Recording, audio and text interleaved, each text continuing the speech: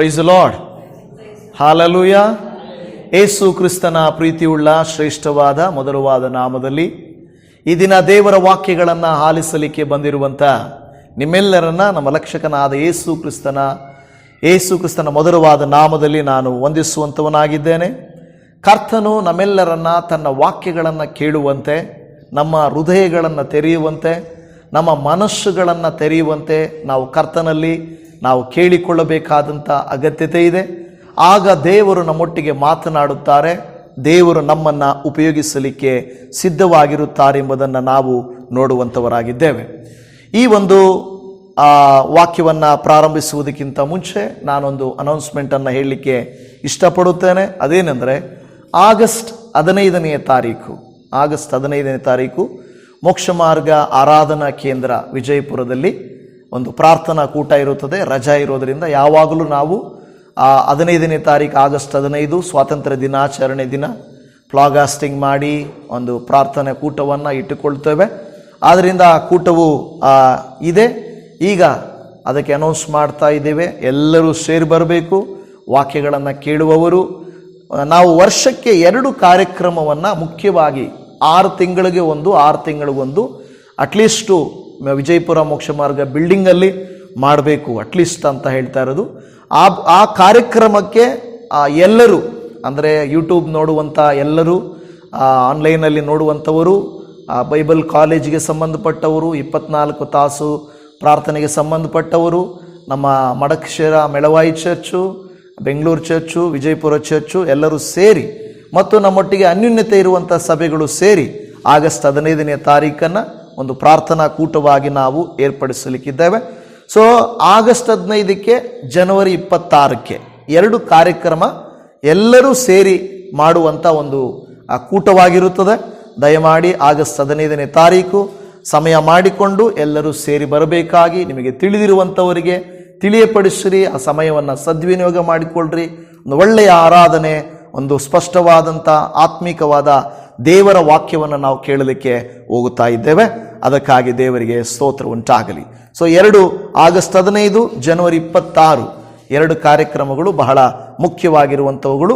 ದಯಮಾಡಿ ಎಲ್ಲರೂ ಸೇರಿ ಬರಬೇಕಾಗಿ ವಿನಂತಿ ಮಾಡಿಕೊಳ್ಳುತ್ತೇವೆ. ಇವತ್ತಿನ ವಾಕ್ಯ ಭಾಗಕ್ಕೆ ನಾವು ಹೋಗುವಂಥವರಾಗಿರೋಣ. ಇವತ್ತಿನ ವಾಕ್ಯ ಭಾಗ ಏನೆಂದರೆ, ನಾವು ಶುದ್ಧವಾದ ಪಾತ್ರೆಗಳಾಗಿ ಸೇವೆ ಮಾಡಬೇಕು. ಅನೇಕ ಸಾರಿ ಈ ಪ್ರಸಂಗಗಳನ್ನು ನಾನು ನಿಮಗೆ ಮಾಡಿದ್ದೇನೆ. ದೇವರು ಈ ಲೋಕದಲ್ಲಿ ತನ್ನ ಕೆಲಸ ಮಾಡುವುದಕ್ಕಾಗಿ ಪಾತ್ರೆಗಳನ್ನು ಹುಡುಕುತ್ತಾ ಇದ್ದಾನೆ. ಅಡಿಗೆ ಮಾಡುವಂಥವರು ಸಹೋದರಿಯರು, ಅಡಿಗೆ ಮಾಡಬೇಕಾದರೆ ನಮ್ಮ ಮನೆಯಲ್ಲಿ ಅನೇಕ ಪಾತ್ರೆಗಳು ಇರುತ್ತವೆ. ಕಿಚನ್ನಲ್ಲಿ ಅನೇಕ ಪಾತ್ರೆಗಳಿರ್ತವೆ, ಹೌದಲ್ವಾ? ಹಾಲು ಕಾಯಿಸುವುದಕ್ಕೆ ಒಂದು ಪಾತ್ರೆ, ಸಾಂಬಾರು ಮಾಡುವುದಕ್ಕೆ ಒಂದು ಪಾತ್ರೆ, ಮುದ್ದೆ ಮಾಡುವುದಕ್ಕೆ ಒಂದು ಪಾತ್ರೆ, ಏನಾದರೂ ವಿಶೇಷವಾದ ಅಡಿಗೆ ಮಾಡುವುದಕ್ಕೆ ಒಂದು ಪಾತ್ರೆ, ಇಡ್ಲಿ ಪಾತ್ರೆನೂ ಇರುತ್ತೆ ಅಲ್ವಾ? ಎಲ್ಲ ಪಾತ್ರೆಗಳಿರ್ತದೆ. ಕೆಲವು ಸಾರಿ ಸಾಂಬಾರು ಮಾಡಿದ ಪಾತ್ರೆಯಲ್ಲಿ ಹಾಲು ಕಾಯಿಸಿದ್ರೆ ಏನಾಗುತ್ತೆ? ಒಡೆದೋಗುತ್ತೆ. ಅದೆಲ್ಲರಿಗೂ ಗೊತ್ತಿರುವಂಥ ವಿಚಾರ, ಹೌದಲ್ವಾ? ಮತ್ತು ಶುದ್ಧವಿಲ್ಲದೆ ಇರುವ ಪಾತ್ರೆಯಲ್ಲಿ ಅಡಿಗೆ ಮಾಡೋಕ್ಕೂ ಕೂಡ ನಾವು ಹೋಗೋದಿಲ್ಲ. ಅಯ್ಯೋ ಬಿಡಪ್ಪ, ಯಾರು ಪಾತ್ರೆ ತೊಳಿತಾರೆ, ಇದ್ರೆ ಇದ್ಕೊಂಡ್ಲಿ ಅಂತ ಅದೇ ಸಾಂಬಾರು ಪಾತ್ರೆಯಲ್ಲಿ ಸಾಂಬಾರು ಮಾಡ್ತೀರಾ? ಅದೇ ಮುದ್ದೆ ಪಾತ್ರೆಯಲ್ಲಿ ಮುದ್ದೆ ತೊಳಸ್ತೀರಾ? ಅದೇ ಹೆಂಚು ಮೇಲೆ ತಿರುಗಿ ಇರಲೇ ಬಿಡಿ ಗಲೀಜಿದ್ರೆ ಇದ್ಕೊಂಡ್ಲಿ ಅಂದ್ಕೊಳ್ತೀರಾ? ಇಲ್ಲ. ಯಾಕೆಂದರೆ ನಾವು ಪಾತ್ರೆಯನ್ನು ಶುದ್ಧವಾಗಿ ಇಡುತ್ತೇವೆ, ಅದು ಒಣಗಲಿಕ್ಕೆ ಬಿಡುತ್ತೇವೆ, ನಂತರ ಆ ಪಾತ್ರೆಯನ್ನು ಉಪಯೋಗಿಸುತ್ತೇವೆ. ದೇವರು ಕೂಡ ಅದೇ ರೀತಿಯಲ್ಲಿ ಈ ಭೂಮಿಯ ಮೇಲಿರುವಂಥ ನಮ್ಮನ್ನು ತನ್ನ ಕೆಲಸಕ್ಕೋಸ್ಕರ, ತನ್ನ ಕಾರ್ಯಕ್ಕೋಸ್ಕರ ಪಾತ್ರೆಗಳನ್ನು ಹುಡುಕುತ್ತಾ ಇದ್ದಾರೆ. ಏನು, ಎಲ್ಲರದು ಒಂದೇ ಕೆಲಸ ಅಲ್ಲ. ಕೆಲವರು ಹಾಡಬಹುದು, ಕೆಲವರು ವಾಕ್ಯ ಹೇಳಬಹುದು, ಕೆಲವರು ಚರ್ಚ್ ಕ್ಲೀನ್ ಮಾಡಬಹುದು, ಕೆಲವರು ಸುವಾರ್ತೆ ಬೀಜ ಬಿತ್ತಲಿಕ್ಕೆ ಹೋಗಬಹುದು, ಅನೇಕ ಕಾರ್ಯಗಳಿದ್ದಾವೆ. ಆದರೆ ನಾವು ಸಿದ್ಧವಾದ ಪಾತ್ರೆಯಾಗಿ ಇದ್ದೇವಾ? ದೇವರಿಗಾಗಿ ಸಿದ್ಧವಾಗಿರುವ ಪಾತ್ರೆಯಾಗಿ ನಾವು ಇದ್ದೇವಾ ಅನ್ನುವಂಥದ್ದು ಬಹಳ ಮುಖ್ಯವಾದಂಥ ಕಾರ್ಯವಾಗಿದೆ. ದೇವರು ಹುಡುಕುವಾಗ ಲೋಕದಲ್ಲಿ ಅನ್ಯರನ್ನೆಲ್ಲ ಆತನು ಹುಡುಕುತ್ತಾ ಇರುವುದು ದೇವರ ಆಲಯದಲ್ಲಿ ದೇವರನ್ನು ನಂಬಿರುವ, ದೇವರ ವಾಕ್ಯವನ್ನು ಅನುಸರಿಸುತ್ತಿರುವಂಥವರನ್ನೇ ದೇವರು ಉಪಯೋಗಿಸುತ್ತಾರೆ ಎಂಬುದು ನಮಗೆ ಗೊತ್ತಿದೆ. ಬೈಬಲಲ್ಲಿ ಅಬ್ರಹಾಮನಿಂದ ನೀವು ಹಿಡಿದುಕೊಂಡು ಅನೇಕ ಭಕ್ತರನ್ನ ದೇವರು ಒಂದೊಂದು ಕೆಲಸಕ್ಕಾಗಿ ಆತನು ಉಪಯೋಗಿಸಿಕೊಂಡನು. ಈ ಕಾಲದಲ್ಲಿಯೂ ಕೂಡ ನಮ್ಮನ್ನು ದೇವರು ಉಪಯೋಗಿಸಿಕೊಳ್ಳಬೇಕೆಂದು ತಾಪತ್ರಯ ಪಡ್ತಾ ಇದ್ದಾರೆ, ಹುಡುಕ್ತಾ ಇದ್ದಾರೆ. ಆದರೆ ಅನೇಕ ಸಾರಿ ನಮ್ಮ ಪಾತ್ರೆಗಳು, ನಮ್ಮ ಜೀವನ, ನಮ್ಮ ಹೃದಯ, ನಮ್ಮ ಮನಸ್ಸು ಏನಾಗಿದೆ ಗೊತ್ತಾ? ತೊಳೆಯದೇ ಇಡಲ್ಪಟ್ಟ ಪಾತ್ರೆಯಂತಿದೆ, ಶುದ್ಧಿ ಮಾಡದೇ ಇರುವಂಥ ಪಾತ್ರೆಯಂತೆ ಹಾಗೇ ಇದೆ. ನಮ್ಮಲ್ಲಿ ಎಲ್ಲ ಕೊಳಕಿಟ್ಕೊಂಡು, ಎಲ್ಲ ಗಲೀಜಿಟ್ಕೊಂಡು, ಎಲ್ಲ ಶುದ್ಧತೆ ಇಲ್ಲದೆ ಇದ್ದರೆ ನಾವು ಪಾತ್ರೆನೇ ಉಪಯೋಗಿಸಲ್ಲ. ಹಾಕಿದ ಬಟ್ಟೆ ಗಲೀಜಿದ್ರೆ ಹಾಕಲ್ಲ, ಮನೆ ಚೆನ್ನಾಗಿದ್ದರೆ ಕೂತ್ಕೊಳ್ಳಲ್ಲ, ತಟ್ಟೆ ಚೆನ್ನಾಗಿ ಕ್ಲೀನ್ ಇಲ್ಲದೆ ಊಟ ಮಾಡಲ್ಲ. ಹಾಗಾದರೆ ದೇವರು ಮಾತ್ರ ಹೇಗೆ ನಮ್ಮನ್ನ ಉಪಯೋಗಿಸುತ್ತಾರೆ? ಹಾಗಾದರೆ ಇವತ್ತು ದೇವರ ವಾಕ್ಯ ಹೇಳ್ತದೆ, ಉಪಯೋಗವಾಗುವ ಪಾತ್ರೆಗಳಾಗಿ ಮಾಡುವುದಕ್ಕಾಗಿ ದೇವರು ನಮ್ಮನ್ನು ಬಯಸ್ತಾ ಇದ್ದಾನೆ. ಅದು ಇವತ್ತು ನಾವು ನೋಡ್ತಾ ಇರೋದು. ಅದಕ್ಕಾಗಿ ನಾವು ದೇವರ ವಾಕ್ಯದಲ್ಲಿ ಧ್ಯಾನ ಮಾಡೋಣ. 2 ತಿಮೋಥೆಯನಿಗೆ ಬರೆದ ಪತ್ರಿಕೆ, ತಿಮೋಥೆಯನಿಗೆ ಬರೆದ 2ನೇ ಪತ್ರಿಕೆ 2ನೇ ಅಧ್ಯಾಯ 21ನೇ ವಾಕ್ಯವನ್ನ ನಾವು ಓದಿಕೊಳ್ಳೋಣ. ಹೀಗಿರಲಾಗಿ ಒಬ್ಬನು ಹೀನ ನಡತೆಯುಳ್ಳವರ ಸಹವಾಸವನ್ನ ಬಿಟ್ಟು ತನ್ನನ್ನ ಶುದ್ಧಿ ಮಾಡಿಕೊಂಡರೆ ಅವನು ಉತ್ತಮವಾದ ಬಳಕೆಗೆ ಯೋಗ್ಯನಾಗಿರುವನು. ಅವನು ದೇವರ ಸೇವೆಗೆ ಪ್ರತಿಷ್ಠಿತನಾಗಿಯೂ ಯಜಮಾನನಿಗೆ ಉಪಯುಕ್ತನಾಗಿಯೂ ಸಕಲ ಸತ್ಕ್ರಿಯೆಗಳನ್ನು ಮಾಡುವುದಕ್ಕೆ ಸಿದ್ಧನಾಗಿಯೂ ಇರುವನು. Amen, hallelujah. ಇಲ್ಲಿ ಎಷ್ಟು ವಾಕ್ಯಗಳಿದೆ ಅಂದರೆ ನಾವು ಹೇಳಕ್ಕೆ ಆಗಲ್ಲ. ಆದರೆ ಮೊದಲನೆಯ ಕಾರ್ಯ ಏನು ಹೇಳ್ತದಂದ್ರೆ, ಶುದ್ಧತೆಯಿಂದ ಆಯ್ಕೆಯಾಗು. Be chosen through purity. Be chosen through purity. ದೇವಜನರೇ, ನೀವು ಪಾತ್ರೆ ಕೊಳ್ಳಲಿಕ್ಕೆ ಅಂಗಡಿಗೆ ಹೋಗ್ತೀರಾ. ಆ ಪಾತ್ರೆ ಕೊಳ್ಳಕ್ಕೆ ಹೋದಾಗ ಅಂಗಡಿಯವನು ತಗೊಳ್ಳಿ ಮೇಡಮ್, ತಗೊಳ್ಳಿ ಸರ್ ಇದನ್ನು ಅಂದಾಗ ಎಷ್ಟು ಅಂತ ದುಡ್ಡು ಕೊಟ್ಟು ನಾವು ಬರಲ್ಲ. ಏನು ಮಾಡ್ತೀವಿ? ಆ ಪಾತ್ರೆಯನ್ನು ಪರೀಕ್ಷೆ ಮಾಡ್ತೀವಿ. ಮಾಡಲ್ವಾ? ಪರೀಕ್ಷೆ ಮಾಡ್ತೀವಿ. ಹೇಗೆ? ಅದು ಕಂಟಿಂದ ಹಿಡಿದು ಸುತ್ತಲೂ ಅದೇನಾದರೂ ಒಳಗೆ ಹೋಗಿದೆಯಾ, ತೂತು ಬಿದ್ದಿದೆಯಾ, ಏನಾದರೂ ಕರೆಗಳು ಕಟ್ಟಿದೆಯಾ, ಹೇಗಿದೆ ಅಂತ ನಾವು ನೋಡ್ತೇವೆ. ಆ ಪಾತ್ರೆಗಳಲ್ಲಿ ಇದು ಬೇಡ ನನಗೆ, ಅದು ಕೊಡಿ, ಇಲ್ಲ ಇದು ಬೇಡ, ಅದು ಬೇಡ, ಅದು ಬೇಡ. ನಮ್ಮ ಮನಸ್ಸಿಗೆ ಇಷ್ಟವಾದಾಗ ಅದನ್ನು ತಗೊಳ್ತೀವಿ. ತಗೊಳ್ಳುವಾಗ ಏನಾದರೂ ಅದು ನೆಕ್ಕು ಬಿದ್ದು ಏನಾದರೂ ತೊಂದರೆ ಆಗಿದ್ರೆ, ಮೇಡಮ್ ಹೋಗಿ ಅಲ್ಲಿ ಹೋಗಿ ಸರಿ ಮಾಡಿಸ್ಕೊ ಹೋಗಿ, ಪರವಾಗಿಲ್ಲ ಅಂತಾರೆ ಅವರು. ನಾವು ನಿಂತ ದುಡ್ಡು ಕೊಟ್ಟು ಮತ್ತೆ ನಾನು ಹೋಗಿ ಸರಿ ಮಾಡಿಸ್ಕೋಬೇಕಾ ಅಂತ ಪಾತ್ರೆ ತಗೊಳ್ತೀವ? ತಗೊಳ್ಳಲ್ಲ. ಯಾಕೆ? ನಾವು ಯೋಗ್ಯವಾಗಿರೋ ಪಾತ್ರೆ ಹುಡುಕ್ತಾ ಇದ್ದೀವಿ, ಚೆನ್ನಾಗಿರೋ ಪಾತ್ರೆ ಹುಡುಕ್ತಾ ಇದ್ದೀವಿ. ನೀವು ಚೆನ್ನಾಗಿಲ್ಲದೆ ಇರೋ ಪಾತ್ರೆ ಕೊಟ್ಟು ಹೋಗಿ ತೊಳ್ಕೋಗಿ ಮೇಡಮ್ ಮನೆಯಲ್ಲಿ ಅಂದರೆ ಮತ್ತೆ ನಿಮಗೆ ಯಾಕೆ ನಾವು ದುಡ್ಡು ಕೊಡ್ತಾ ಇದ್ದೀವಿ ಅಲ್ವಾ? ಗಲೀಜಿರಬಾರ್ದು, ಅದು ನಕ್ಕೋಗಿರಬಾರ್ದು, ಅದು ತೂತು ಬಿದ್ದಿರಬಾರ್ದು, ನೋಡೋಕ್ಕೆ ಚೆನ್ನಾಗಿರಬೇಕು, ನಮಗೆ ನಮ್ಮ ಮನೆಗೆ ಸಾಕಾಗುವಷ್ಟು ಪಾತ್ರೆ ಆಗಿರಬೇಕು. ದೇವರು ಕೂಡ ನಮ್ಮ ಬಳಿಯಲ್ಲಿ ಕೇಳ್ತಾ ಇರುವಂಥದ್ದು ಶುದ್ಧತೆಯಿಂದ ಆಯ್ಕೆಯಾಗಬೇಕು. ಇವತ್ತು ದೇವರ ಮಕ್ಕಳು ಅನೇಕರಿದ್ದಾರೆ. ಅದರಲ್ಲಿ ಉಪಯೋಗಿಸಲ್ಪಡುವವರು ಯಾರು? ತಿರಸ್ಕರಿಸಲ್ಪಡುವವರು ಯಾರು? ಎಲ್ಲರೂ ಹೇಳ್ತಾರೆ ನನಗೆ ದೇವರ ಆಶೀರ್ವಾದ ಬೇಕು, ನಾನು ಕೂಡ ದೇವರಿಂದ ಉಪಯೋಗಿಸಲ್ಪಡಬೇಕು, ನಾನು ಕೂಡ ಅನೇಕರಿಗೆ ಸುವಾರ್ತೆ ಸಾರಬೇಕು, ಎಲ್ಲರಿಗಿಂತ ನನ್ನ ಕುಟುಂಬ ಉತ್ತಮವಾಗಿರಬೇಕು, ಅನ್ಯ ಜನರ ಮಧ್ಯದಲ್ಲಿ ನನ್ನ ಕುಟುಂಬ ಸಾಕ್ಷಿಯಾಗಿ ನಿಲ್ಲಬೇಕು, ನಾವಿರುವ ಹಳ್ಳಿಯಲ್ಲಿ, ನಾವಿರುವ ಪ್ರಾಂತ್ಯದಲ್ಲಿ ನಮ್ಮನ್ನು ನೋಡುವಾಗ ನೋಡಪ್ಪ ಇವರು ದೇವರಿಂದ ಆಶೀರ್ವದಿಸಲ್ಪಟ್ಟವರು ಅನ್ಬೇಕು ಅಂತ ಅಂದುಕೊಳ್ತೀವಿ. ಆದರೆ ನಾವು ಮಾಡಬೇಕಾದ ಕಾರ್ಯವನ್ನು ಮಾತ್ರ ನಾವು ಮಾಡುವುದಕ್ಕೆ ಮರೆತು ಹೋಗ್ತೀವಿ. ಕೆಲವು ಸಾರಿ ತುಂಬಾ ಬಿಸಿ. ಯಾವುದರಿಂದ ಬಿಸಿ? ನೋಡಿ, ಇಲ್ಲಿ ಪೌಲನು ಎಷ್ಟು ಚೆನ್ನಾಗಿ ಹೇಳ್ತಾ ಇದ್ದಾನೆ. ಏನಂದ್ರೆ, ಈಗಿರಲಾಗಿ ಒಬ್ಬನು ಯಾವ ರೀತಿಯಾಗಿ ಏನ್ ಮಾಡಬೇಕು? ಶುದ್ಧ ಮಾಡಿಕೊಂಡರೆ, ತನ್ನನ್ನು ಶುದ್ಧ ಮಾಡಿಕೊಂಡರೆ. ಇವತ್ತು ನಿಮ್ಮನ್ನ ಈಗ ಉದಾಹರಣೆಗೆ ಪಾತ್ರೆಯನ್ನೇ ತೊಳ್ಕೊಳಕ್ಕಾಗಲ್ಲ, ಆಗುತ್ತಾ? ಪಾತ್ರೆ ತೊಳ್ಕೊಳಕ್ಕಾಗುತ್ತಾ? ಯಾರಾದರೂ ಅದನ್ನ ತೊಳಿಬೇಕು. ಇವತ್ತು ನಾವು ಪಾತ್ರೆಗಳಾಗಿರುವಾಗ ನಾವು ಪ್ರಯತ್ನ ಮಾಡುತ್ತೇವೆ, ಕೆಲವು ಸಾರಿ ನಮ್ಮ ಪ್ರಯತ್ನಗಳು ಫಲಿಸೋದಿಲ್ಲ. ನಾವು ಶುದ್ಧವಾಗಿರಬೇಕು ಅಂದ್ಕೊಳ್ತೀವಿ, ನಾನು ಚೆನ್ನಾಗಿರಬೇಕು ಅಂದ್ಕೊಳ್ತೀವಿ. ಅಯ್ಯೋ, ನಮಗೆ ಕೆಲವು ಸಾರಿ ಅನ್ನಿಸ್ತದೆ ನಾನು ಜೀವಿಸುತ್ತಿರುವ ಜೀವಿತ ಕೆಟ್ಟ ಜೀವಿತ, ನನಗೆ ಇಷ್ಟ ಆಗಲ್ಲ. ಕೆಲವು ಸಾರಿ ನಮ್ಮನ್ನು ನಾವೇ ಬೈಕೊಂಡಿದ್ದೀವಿ. ಬೈಕೊಳ್ತೀರಿ ಯಾವಾಗಾದರೂ? ನೀವು ಯಾರು ಬೈಕೊಳ್ಳಲ್ಲ ನಿಮ್ಮನ್ನು? ಕೆಲವು ಸಾರಿ ತಪ್ಪು ಮಾಡಿದ್ಮೇಲೆ ನನಗನ್ನಿಸುತ್ತೆ, ಹಿಂಗೆ ನಾನು ಮಾತಾಡಬಾರ್ದಾಗಿತ್ತು, ಈ ಥರ ನಾನು ಜೀವಿಸಬಾರ್ದಾಗಿತ್ತು, ಈ ಥರ ನಾನು ತೀರ್ಮಾನ ಮಾಡಬಾರ್ದಾಗಿತ್ತು. ನಮ್ಮ ಮೇಲೆ ಕೆಲವು ಸಾರಿ ನಮಗೆ ದ್ವೇಷ ಬರುತ್ತೆ, ಕೋಪ ಬರುತ್ತೆ. ಯಾಕೆಂದರೆ ನಾವು ತಪ್ಪುಗಳನ್ನು ಮಾಡಿಬಿಟ್ಟಿರುತ್ತೇವೆ. ಇಲ್ಲಿ ಪೌಲನು ಹೇಳ್ತಾ ಇದ್ದಾನೆ, ತನ್ನನ್ನು ಶುದ್ಧ ಮಾಡಿಕೊಳ್ಬೇಕು. ಇನ್ನೊಂದು ವಿಷಯ, ಅದರಲ್ಲಿ ಇನ್ನೊಂದು ವಿಷಯ ಇದೆ.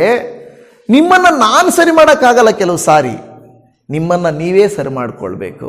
ಏನು ಮಾಡಬೇಕು? ನಿಮ್ಮನ್ನು ನಾವೇ ಸರಿ ಮಾಡಿಕೊಳ್ಬೇಕು. ನೋಡಿ, ದೇವರಿಗೂ ಕೂಡ ನಾವು ಅವಕಾಶ ಕೊಡದೇ ಹೋದರೆ ದೇವರು ಕೂಡ ಬಂದು ನಮ್ಮನ್ನು ಶುದ್ಧ ಮಾಡಲಿಕ್ಕಾಗಲ್ಲ. ಯಾಕೆಂದ್ರೆ ದೇವರು ಬಲವಂತಕ್ಕೆ ಮಾಡಲ್ಲ. ದೇವರು ಮನಸ್ಸು ಕೊಟ್ಟರೆ, ಒಂದು ಹೆಜ್ಜೆಯನ್ನು ನಾವಿಟ್ರೆ ದೇವರು ಕೂಡ ನಮ್ಮನ್ನು ಉಪಯೋಗಿಸ್ತಾನೆ, ತೊಳಿತಾನೆ, ಶುದ್ಧ ಮಾಡ್ತಾನೆ. ನನ್ನ ಪ್ರಿಯ ದೇವ ಜನರೇ, ಇವತ್ತು ದೇವರ ವಾಕ್ಯ ಹೇಳ್ತಾ ಇರೋದು, ತನ್ನನ್ನ ಶುದ್ಧ ಮಾಡಿಕೊಂಡರೆ ಅವನು ಉತ್ತಮವಾದ ಬಳಕೆಗೆ ಯೋಗ್ಯನಾಗಿರುವನು. ಹಲ್ಲೆಲೂಯಾ. ದೇವ ಜನರೇ ಸ್ತೋತ್ರ. ಯಾಕೆಂದರೆ ನೋಡಿ, ದೇವರು ಆರಿಸಿಕೊಳ್ಳುವುದು ಕೂಡ ನಾವು ಹೇಗೆ ಆರಿಸಿಕೊಳ್ಳುತ್ತೇವೋ ಹಾಗೇನೆ. ತರಕಾರಿ ಅಂಗಡಿಗೆ ಹೋಗುವಾಗ ಉತ್ತಮ ತರಕಾರಿ, ದಿನಸಿ ಅಂಗಡಿಗೆ ಹೋಗಿ ಉತ್ತಮ ದಿನಸಿ, ಪಾತ್ರೆ ಅಂಗಡಿಗೆ ಹೋಗಿ ಉತ್ತಮವಾದಂಥ ಪಾತ್ರೆ, ಉತ್ತಮವಾದದ್ದನ್ನೇ ನಾವು ಆರಿಸಿಕೊಳ್ಳುವಾಗ ದೇವರು ಕೂಡ ಉಪಯೋಗಿಸುವುದಕ್ಕೆ ನೋಡ್ತಾ ಇರ್ತಾನೆ. ಒಂದು ಸಭೆ ಇದೆ, ಒಂದು ಕೂಟ ಇದೆ, ಒಂದು ಜನರಿದ್ದಾರೆ. ಯಾರು ಯಥಾರ್ಥವಂತರು, ಯಾರು ಭಕ್ತಿವಂತರು, ಯಾರು ಶುದ್ಧರು, ಅವರನ್ನು ನಾನು ಉಪಯೋಗಿಸುತ್ತೇನೆ. ಇವತ್ತು ನಿಮ್ಮನ್ನು ದೇವರಿಗಾಗಲೂ ಉಪಯೋಗಿಸಿರ್ಬೋದು. ಇನ್ನೂ ಉಪಯೋಗಿಸಬೇಕಾದರೆ ದೇವರ ವಾಕ್ಯ ಪೌಲನ ಮೂಲಕ ಹೇಳುತ್ತದೆ, ತನ್ನನ್ನ ಶುದ್ಧಿ ಮಾಡಿಕೊಂಡರೆ ಅವನು ಉತ್ತಮವಾದ ಬಳಕೆಗೆ ಯೋಗ್ಯವಾಗುವನು. ಅದರ ಅರ್ಥ ಏನು? ಉತ್ತಮವಾದ ಬಳಕೆ ಅಂದ್ರೇನು? ಒಳ್ಳೆ ಒಂದು ಸ್ಪೆಷಲ್ ಆಗಿ ದೇವರು ಯೂಸ್ ಮಾಡ್ಕೊಳ್ತಾರೆ. ಸ್ಪೆಷಲ್ ಆಗಿ ನೋಡಿ, ಸ್ಕೂಲ್ಗೆ ಹೋಗುವಾಗ ಸ್ಕೂಲಲ್ಲಿ ಟೀಚರು ಪಾಠ ಮಾಡ್ತಾರೆ ಅಲ್ವಾ? ಸ್ಕೂಲಲ್ಲಿ ಟೀಚರ್ ಪಾಠ ಮಾಡ್ತಾರೆ, ಬೋರ್ಡ್ ಮೇಲೆಲ್ಲ ಬರೆದು ಎಲ್ಲ ಎಕ್ಸ್ಪ್ಲೇನ್ ಮಾಡ್ತಾರೆ. ಎಲ್ಲ ಮಕ್ಕಳು ಸೇಮ್ ಕ್ಲಾಸಲ್ಲೇ ಇರ್ತಾರೆ. ಒಂದೇ ಟೀಚರು, ಒಂದೇ ಕ್ಲಾಸು, ಒಂದೇ ಟೀಚಿಂಗು ಎಲ್ಲ ಇರ್ತದೆ. ಆದರೆ ಕೆಲವರು ಮಾತ್ರ ಚೆನ್ನಾಗಿ ಯಾಕೆ ಓದ್ತಾರೆ? ಆಸಕ್ತಿ ಇದೆ. ಹೌದು, ಆಸಕ್ತಿ ಇದೆ. ಅವರು ರೆಡಿ ಇದ್ದಾರೆ, ಕಲೀಲಿಕ್ಕೆ ರೆಡಿ ಇದ್ದಾರೆ. ಕ್ಲಾಸಲ್ಲಿ ಕೂತ್ಕೊಂಡು ಹಿಂದ್ಗಡೆ ಕೂತ್ಕೊಂಡು ಟೀಚರ್ ಏನೋ ಟೀಚ್ ಮಾಡ್ತಾ ಇದ್ರೆ ಹಿಂದ್ಗಡೆ ಬೊಂಬೆಗಳಿಗೆ ಇಚ್ಕೊಂಡು ಅಲ್ವಾ, ಹೆಸರುಗಳನ್ನ ಡಿಸೈನ್ ಮಾಡಿಕೊಂಡು ತನಗಿಷ್ಟ ಬಂದಂಗಿದ್ರೆ ಮೇಡಮ್ ಕೇಳ್ತಾರೆ, ಅರ್ಥ ಆಯ್ತಾ ಅಂದರೆ ಹಾಂ ಮೇಡಮ್, ಹಿಂದ್ಗಡೆ ಇರೋರು ಫಸ್ಟ್ ಹೇಳ್ತಾರೆ ಹಾಂ ಮೇಡಮ್ ಅಂತಾರೆ. ಹಾಂ ಓಕೆ ಅರ್ಥ ಆಗಿಬಿಟ್ಟೈತೆ. ಯಾಕಂದರೆ ಈ ಕಡೆ ತಿರ್ಕೊಂಡು ಪಾಠ ಮಾಡಿರ್ತಾರೆ, ಈ ಕಡೆ ತಿರುಗಿ ಅಷ್ಟರಲ್ಲಿ ಇವರು ಹಾಂ ಮೇಡಮ್ ಅಂದ್ಬಿಡ್ತಾರೆ. ಓ ಒಳ್ಳೆ ಮಕ್ಕಳು ಕಲ್ತಿದ್ದಾರೆ ಅಂದ್ಕೊಳ್ತಾರೆ. ಆದರೆ ಅವ್ರ ತಲೆಯೊಳಗೆ ಏನು ಹೋಗಿರಲ್ಲ.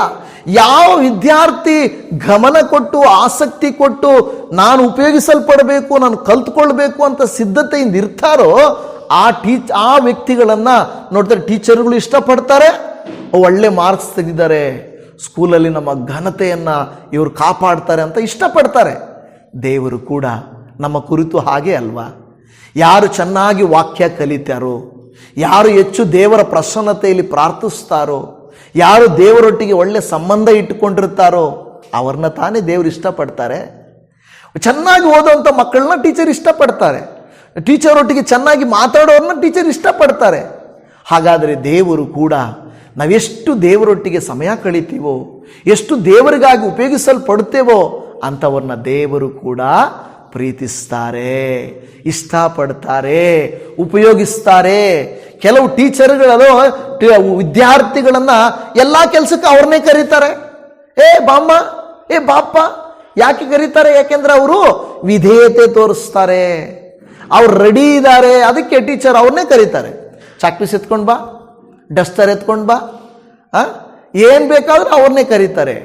ಹಾಗಾದರೆ ದೇವರು ಕೂಡ ಹಾಗೇನೆ ನಮ್ಮನ್ನು ಉಪಯೋಗಿಸಿಕೊಳ್ಳಬೇಕಾದರೆ ದೇವರೊಟ್ಟಿಗೆ ಒಂದು ನಿಕಟವಾದ ಸಂಬಂಧ, ಹೆಚ್ಚಿನ ಸಮಯ, ವಿಧೇಯತೆ, ಶುದ್ಧತೆ ಇದೆಲ್ಲವನ್ನು ತೋರಿಸುವಾಗ ದೇವರು ನಮ್ಮನ್ನು ಉಪಯೋಗಿಸಿಕೊಳ್ಳುತ್ತಾರೆ. ಹಲ್ಲೆಲೂಯಾ. ಇಲ್ಲಿ ನೋಡ್ರಿ, ಅಬ್ರಹಾಮನನ್ನ ದೇವರು ಆಯ್ಕೆ ಮಾಡಿದ್ದು ಯಾಕೆಂದ್ರೆ ನಿನ್ನ ಮೂಲಕ ಜನಾಂಗಗಳಿಗೆ ಆಶೀರ್ವಾದವಾಗಿರಬೇಕು. ಅದಕ್ಕೆ ಅಬ್ರಹಾಮನು ಏನ್ ಕೆಲಸ ಮಾಡ್ತಾ ಇದ್ದ ಗೊತ್ತಾ? ವಿಗ್ರಹಗಳನ್ನ ತಯಾರು ಮಾಡೋ ಕೆಲಸ. ನೋಡಿ, ವಿಗ್ರಹಗಳು ಅವರ ತಂದೆ, ಅವರ ಕುಟುಂಬ ಎಲ್ಲ ಏನ್ ತಯಾರು ಮಾಡ್ತಾ ಇದ್ರು?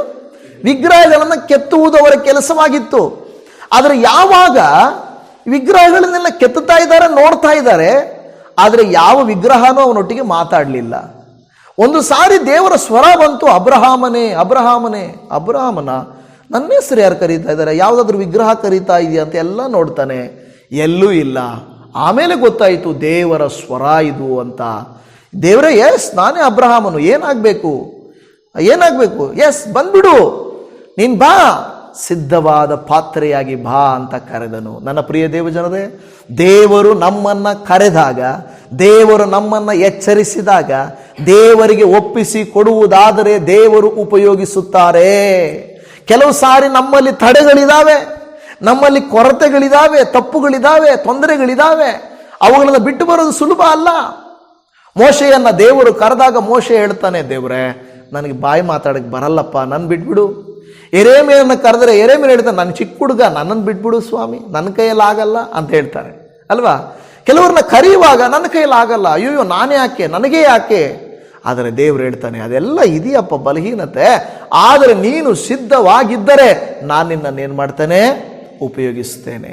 ಇಲ್ಲ, ಅದೇ ಹೇಳ್ತಾ ಇರುವಂಥದ್ದು, ನಾವು ಸೇವೆ ಮಾಡುವ ಮೊದಲು, ಏನಾದರೂ ಮಾಡುವ ಬದಲು ನಮ್ಮಲ್ಲಿರುವ ಎಲ್ಲ ಕೊಳಕನ್ನ ತೆಗೆಯಬೇಕು. ಎಲ್ಲ ದ್ವೇಷ, ಪಾಪ, ಕೋಪ, ಸುಳ್ಳು, ಸಮಸ್ಯೆ ಎಲ್ಲವನ್ನ ತೆಗೆದುಬಿಟ್ಟು ನಮ್ಮನ್ನು ಏನು ಮಾಡಬೇಕು, ಶುದ್ಧಿ ಮಾಡಿಕೊಳ್ಳಬೇಕು. ಎಲ್ಲ ಕೊಳಕನ್ನು ನಮ್ಮನ್ನೇ ಇಟ್ಟುಕೊಂಡು ನಾವು ದೇವರೇ ನನ್ನನ್ನು ಉಪಯೋಗಿಸು, ದೇವರೇ ನನ್ನನ್ನು ಆಶೀರ್ವದಿಸು, ದೇವರೇ ಅಂದರೆ ದೇವರು ಹೇಳ್ತಾನೆ, ಶುದ್ಧಿ ಮಾಡ್ಕೊಪ್ಪ, ರೆಡಿಯಾಗಿರು, ನಾನು ಉಪಯೋಗಿಸ್ತೇನೆ ನಿಮ್ಮನ್ನ ಅಲ್ವಾ. ಪಾತ್ರೆ ಶುದ್ಧವಾಗಿದ್ದರೆ ಉಪಯೋಗಿಸಲ್ವಾ? ಉಪಯೋಗಿಸ್ತಾರೆ.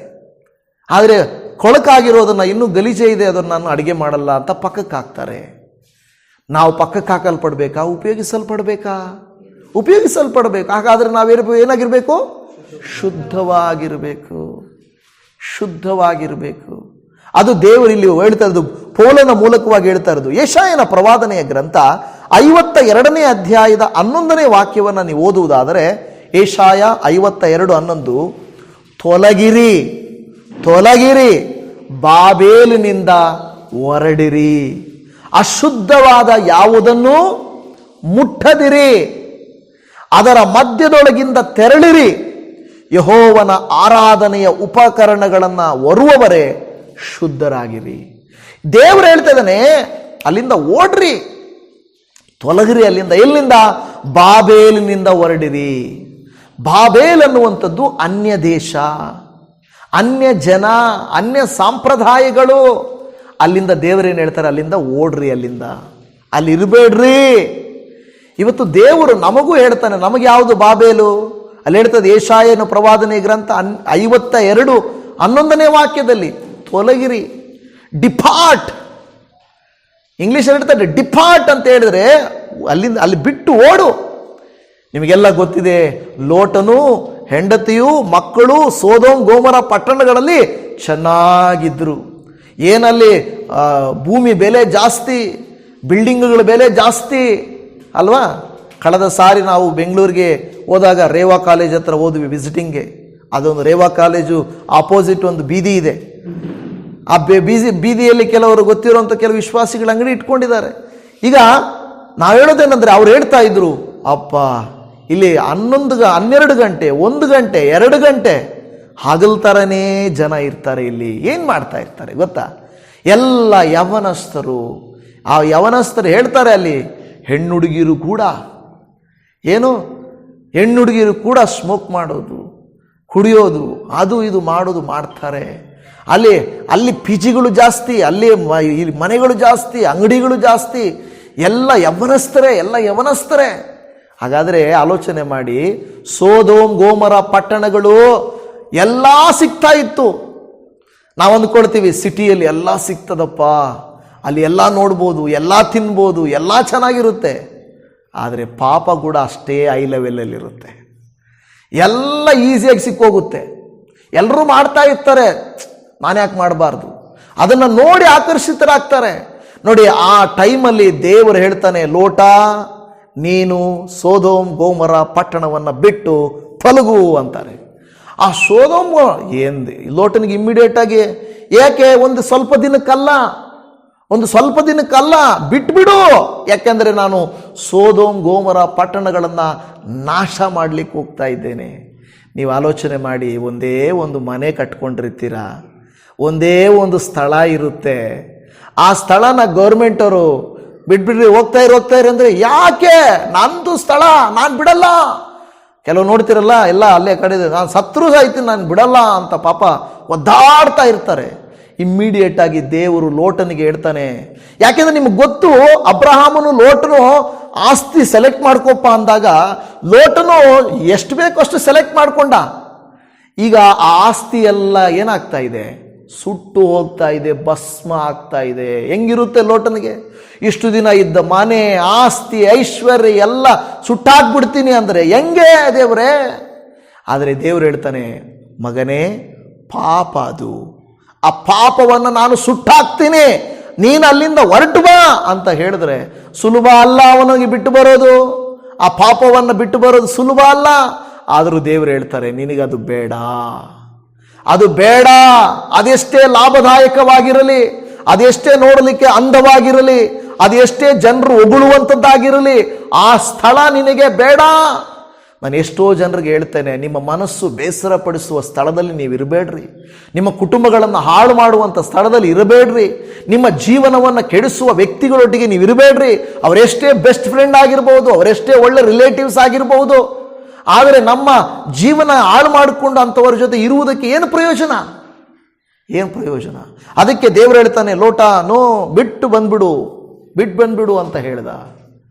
ಆಗ ಅವರಿಗೆ ಕಷ್ಟವಾಗಿದ್ದರು, ಅವರು ವಾಪಸ್ಸು ಆಚೆ ಓಡಿದ್ರು, ಡಿಪಾರ್ಟೆಡ್, ತೊಲಗಿದ್ರು, ಬಿಟ್ಬಿಟ್ಟೆಲ್ಲ. ನಿಮಗೆ ಗೊತ್ತಿದೆ, ಲೋಟನ ಹೆಂಡತಿಗೆ ಮಾತ್ರ ಎಲ್ಲೋ ಒಂದು ಅಯ್ಯೋ ನನ್ನ ಮನೆ, ಅಯ್ಯೋ ನನ್ನ ಆಸ್ತಿ ಅನ್ನುವುದಿತ್ತು, ಆದರೆ ಆಕೆ ನಷ್ಟಪಟ್ಟು ಹೋದಳು. ಇವತ್ತು ದೇವರು ನಮ್ಮನ್ನು ಕೂಡ ಕೆಲವು ಜಾಬ್ಸ್ ಇರ್ತವೆ, ಕೆಲವು ಬಿಸ್ನೆಸ್ಗಳಿರ್ತವೆ, ಕೆಲವು ವ್ಯಕ್ತಿಗಳಿರ್ತಾರೆ, ಕೆಲವು ಸ್ಥಳಗಳಿರ್ತವೆ, ನಿಮ್ಮನ್ನು ಪಾಪದಿಂದ ತುಂಬಿಸಿ ನಿಮಗೆ ಚೆನ್ನಾಗಿರ್ತದೆ. ಅಯ್ಯೋ ಸಿಟಿನ ಇದು ಬಿಟ್ಟು ನಾನು ಹೋಗಲ್ಲ, ಯಾಕೆಂದರೆ ಇದೆಲ್ಲ ಸಿಗ್ತದೆ, ಇಲ್ಲಿ ಎಲ್ಲ ಸಿಗ್ತದೆ, ನಾನು ಬಿಟ್ಟೋಗಲ್ಲ ಅಲ್ವಾ, ಇಲ್ಲೆಲ್ಲ ಚೆನ್ನಾಗಿದೆ, ನಾನು ಬಿಟ್ಟೋಗಲ್ಲ. ದೇವರು ಹೇಳ್ತಾನೆ, ಬಿಟ್ಟೋಗು, ಯಾಕೆಂದರೆ ನಿನಗೂ ಒಳ್ಳೇದಲ್ಲ, ನಿನ್ನ ಮಕ್ಕಳಿಗೆ ಒಳ್ಳೇದಲ್ಲ, ನಿನ್ನ ಸೇವೆಗೆ ಒಳ್ಳೇದಲ್ಲ ಅಂತ ಹೇಳಿದಾಗ ನಾವೇನು ಮಾಡಬೇಕು? ಒಪ್ಪಿಕೊಳ್ಳಬೇಕು. ಕೆಲವು ಸಾರಿ ಅದು ಚೆನ್ನಾಗಿರ್ತದೆ.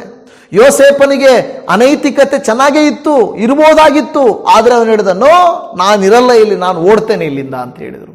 ಇವತ್ತು ಸಂಪತ್ತಾಗಿರಲಿ, ಸಂಬಂಧ ಆಗಿರಲಿ, ಏನೇ ಆಗಿರಲಿ, ನಾವು ಬಿಟ್ಟು ಓಡಬೇಕೇ ಹೊರತು ಅಲ್ಲೇ ಇರ್ತೀನಿ, ನಾನು ಬಿಟ್ಟು ಹೋಗಲ್ಲ ಅಂತ ಹೇಳಬಾರ್ದು. ಯಾಕೆಂದರೆ ದೇವರು ಹೇಳ್ತಾರೆ, ನೀನು ಉಪಯೋಗ ಆಗಬೇಕಾ, ನಾನು ಹೇಳಿದ ಮಾತು ಕೇಳು, ನೀನು ಬಿಟ್ಟು ಬಾ. ಇಲ್ಲ, ನಾನು ಹಾಳಾಗ್ತೀನಿ, ನಾನು ಅಲ್ಲೇ ಇರ್ತೀನಿ ಅಂದರೆ ನೀನು ಅಲ್ಲೇ ಇರು, ನಿನ್ನಿಷ್ಟ, ನಾನೇನೂ ಮಾಡಲ್ಲ. ಆದರೆ ಎಚ್ಚರಿಸೋದು ನನ್ನ ಕರ್ತವ್ಯ. ದೇವರು ಎಚ್ಚರಿಸಿದನು, ನಿನಿವೆ ಪಟ್ಟಣವನ್ನು ದೇವರು ಎಚ್ಚರಿಸಿದನು. ಆ ನಿನಿವೆ ಪಟ್ಟಣದವರು ಒಪ್ಪಿಕೊಂಡು, ಹೌದು ದೇವರೇ, ನಾವಿಷ್ಟು ದಿನ ಬಹುಪಾಪಿಗಳಾಗಿದ್ದೆವು, ದಯಮಾಡಿ ನಮ್ಮನ್ನು ನಾಶ ಮಾಡಬೇಡಪ್ಪ, ನನ್ನನ್ನು ತಪ್ಪಿಸಪ್ಪ, ನಮ್ಮನ್ನು ತೊಲಗಿಸಪ್ಪ, ನಮ್ಮ ಪಾಪವನ್ನು ತೊಲಗಿಸ್ತೀವಿ ಅಂತ ಒಪ್ಪಿಕೊಂಡಾಗ ದೇವರು ಮನಮರಿಗೆ ಅವರನ್ನು ಕಾಪಾಡಿದರು. ಇವತ್ತು ದೇವರು ನಮಗೆ ಹೇಳೋದೇನೆಂದರೆ, ನಾನು ಉಪಯೋಗಿಸಲ್ಲ, ನಾನು ಕೊಡಲ್ಲ, ನಾನು ಆಶೀರ್ವದಿಸಲ್ಲ ಅಂತಲ್ಲ, ಉಪಯೋಗಿಸ್ತೀನಿ, ಆದರೆ ನೀವು ಸಿದ್ಧವಾದ ಪಾತ್ರೆಯಾಗಿದ್ದೀರಾ. ಅಲ್ಲಿ ಹೇಳ್ತಾ ಇದೆ, ಅಶುದ್ಧವಾದ ಯಾವುದನ್ನು ಮುಟ್ಟಬೇಡ್ರಿ. ಅಶುದ್ಧವಾದದ್ದು ಯಾವುದನ್ನು ಮುಟ್ಟಬೇಡ್ರಿ. ಯಾವುದು ಅಶುದ್ಧ? ಕೆಲವು ಸಾರಿ ಇದೇನು ಅಶುದ್ಧ ಅಲ್ಲಪ್ಪ ಇದು ಅಲ್ವಾ? ಕೆಲವರು ಹೇಳ್ತಾರೆ ಇದೇನು ಅಶುದ್ಧ ಅಲ್ಲ. ಸಿನಿಮಾ ಥಿಯೇಟ್ರ್ಗಳು ಅಶುದ್ಧ ಅಲ್ಲ ಅಲ್ವಾ? ಏನು ಪಾಸ್ಟರ್, ಅದು AC ಯಲ್ಲಿರುತ್ತೆ, ನೀಟಾಗಿರುತ್ತೆ, ಅದು ಹೆಂಗೆ ಅಶುದ್ಧ? ಅದು ನೋಡಿದ್ದೀರಾ? ಈ ಕಾಲದಲ್ಲಿ AC ಥಿಯೇಟ್ರ್ಗಳು ನೋಡಿದ್ದೀರಾ? ಈ ಕಾಂಪ್ಲೆಕ್ಸ್ಗಳಲ್ಲಿರ್ತವೆ. ಕಾಂಪ್ಲೆಕ್ಸ್ ಅಂದರೆ ಮಲ್ಟಿಪ್ಲೆಕ್ಸ್ಗಳಂತಾರೆ. ಒಳಗಡೆ AC ಮತ್ತು ಎಲ್ಲ ದುಡ್ಡು ಕೊಟ್ಟು ಅಫಿಷಿಯಲ್ ಆಗೋರು ಹೆಂಗಿರುತ್ತೆ ಗೊತ್ತಾ? ಅದು ನಮ್ಮ ಮನೆಗಳೇನಲ್ಲ, ಕ್ಲೀನ್ ಹಂಗಿರ್ತದೆ. ಮತ್ತು ಅದು ಹೆಂಗೆ ಶುದ್ಧ ಆಗುತ್ತೆ? ಅಶುದ್ಧ ಆಗುತ್ತೆ ಅದು. ಅಲ್ಲಿ ತೋರಿಸೋದು ನಿಮ್ಮನ್ನು ಕೆಡಿಸ್ತದೆ. ಸ್ಥಳ ಒಳ್ಳೆಯದೇ, ಒಳ್ಳೆ AC ಹಾಕಿ ಕೂರಿಸ್ತಾರೆ, ಆದರೆ ಅಲ್ಲಿ ನೋಡಿಸುವುದು ಮಾತ್ರ ಕೆಟ್ಟದ್ದೇ ಅಲ್ವಾ? ನೋಡ್ತದೆ ಎಷ್ಟು ನೀಟಾಗಿ ಸಿನಿಮಾ ಥಿಯೇಟರ್ಗಳು, ಎಷ್ಟು ಚೆನ್ನಾಗಿ ಬಾರುಗಳು, ಎಷ್ಟು ಚೆನ್ನಾಗಿ ಈ ನಶೆ ಪದಾರ್ಥಗಳು ಅಡ್ವರ್ಟೈಸ್ಮೆಂಟ್ ಮಾಡ್ತಾರೆ, ತೋರಿಸ್ತಾರೆ. ದೇವ್ರು ಹೇಳ್ತಾನೆ ಅಶುದ್ಧವಾದದ್ದನ್ನು ಮುಟ್ಟಬೇಡ್ರಿ. ಏನಾಗುತ್ತೆ ಮುಟ್ಟಿದ್ರೆ ಅಂದ್ಕೋಬೋದು ನೀವು, ಏನಾಗಲ್ಲ. ಅದರ ಮೇಲ್ಗಡೆನೆ ಪ್ಯಾಕೆಟ್ಗಳನ್ನೇ ಹಾಕಿರ್ತಾರೆ. ಕ್ಯಾನ್ಸರ್ಗಳಿವೆಲ್ಲ ಇಷ್ಟಿಷ್ಟಾಗಲ್ಲ, ಅವೆಲ್ಲ ಸುಮ್ಮನೆ. ಇಲ್ಲಪ್ಪ ಗೌರ್ಮೆಂಟ್ ಹೇಳುತ್ತೆ, ಇಲ್ಲ ಅದೆಲ್ಲ ಬೇಡ, ಆರೋಗ್ಯಕ್ಕೆ ಹಾನಿಕರ. ನೀವು ಹಾನಿಕರ ಅಂತ ದೊಡ್ಡದು ಬರೆದ್ರು ಏನು ಪರವಾಗಿಲ್ಲ, ನಾವು ಮಾಡದೇ ಮಾಡ್ತೀವಿ. ದೇವರು ತನ್ನ ಮಕ್ಕಳಿಗೆ ಹೇಳ್ತಾರೆ ಮುಟ್ಟಬೇಡ ಅಂದರೆ ಮುಟ್ಟಬೇಡ. ಏನಾಗುತ್ತೆ ಅಂದರೆ ಏನಾಗುತ್ತೆ ಆಮೇಲೆ ನೋಡ್ತೀಯ ನೀನು. ಮುಟ್ಟಬೇಡ ಹೇಳಿದೆ ನೋಡಿ, ಇಲ್ಲಿ ವಾಕ್ಯ ಹೇಳ್ತದೆ ಅಶುದ್ಧವಾದ ಯಾವುದನ್ನು ಮುಟ್ಟಬೇಡ್ರಿ. ಕೆಲವರು ಹೇಳ್ತಾರೆ ಅದು ಹೆಂಗೆ ಅಶುದ್ಧ ಆಗುತ್ತೆ ಅಂತಾರ. ಯಾಕೆಂದ್ರೆ ಅದರ ಮೇಲೇನೆ ಗೌರ್ಮೆಂಟೇ ಬರೆದಿದೆಯಲ್ಲ ಇದು ಆರೋಗ್ಯಕ್ಕೆ ಹಾನಿಕರ ಅಂತ. ಇನ್ಯಾರು ಹೇಳಬೇಕು ನಿನಗೆ? ಮುಟ್ಟದಿರಿ ಮಾತ್ರ ಅಲ್ಲ, ಅದರ ಮಧ್ಯದೊಳಗಿಂದ ತೆರಳಿರಿ. ಕೆಲವು ಸಾರಿ ನಮ್ಮ ಫ್ರೆಂಡ್ಸ್ ಇರ್ತಾರೆ, ಏನು ನಮ್ಮ ಫ್ರೆಂಡ್ಸ್ ಒಳ್ಳೆ ರೀತಿಯಲ್ಲಿ ಏನು ನಮ್ಮನ್ನು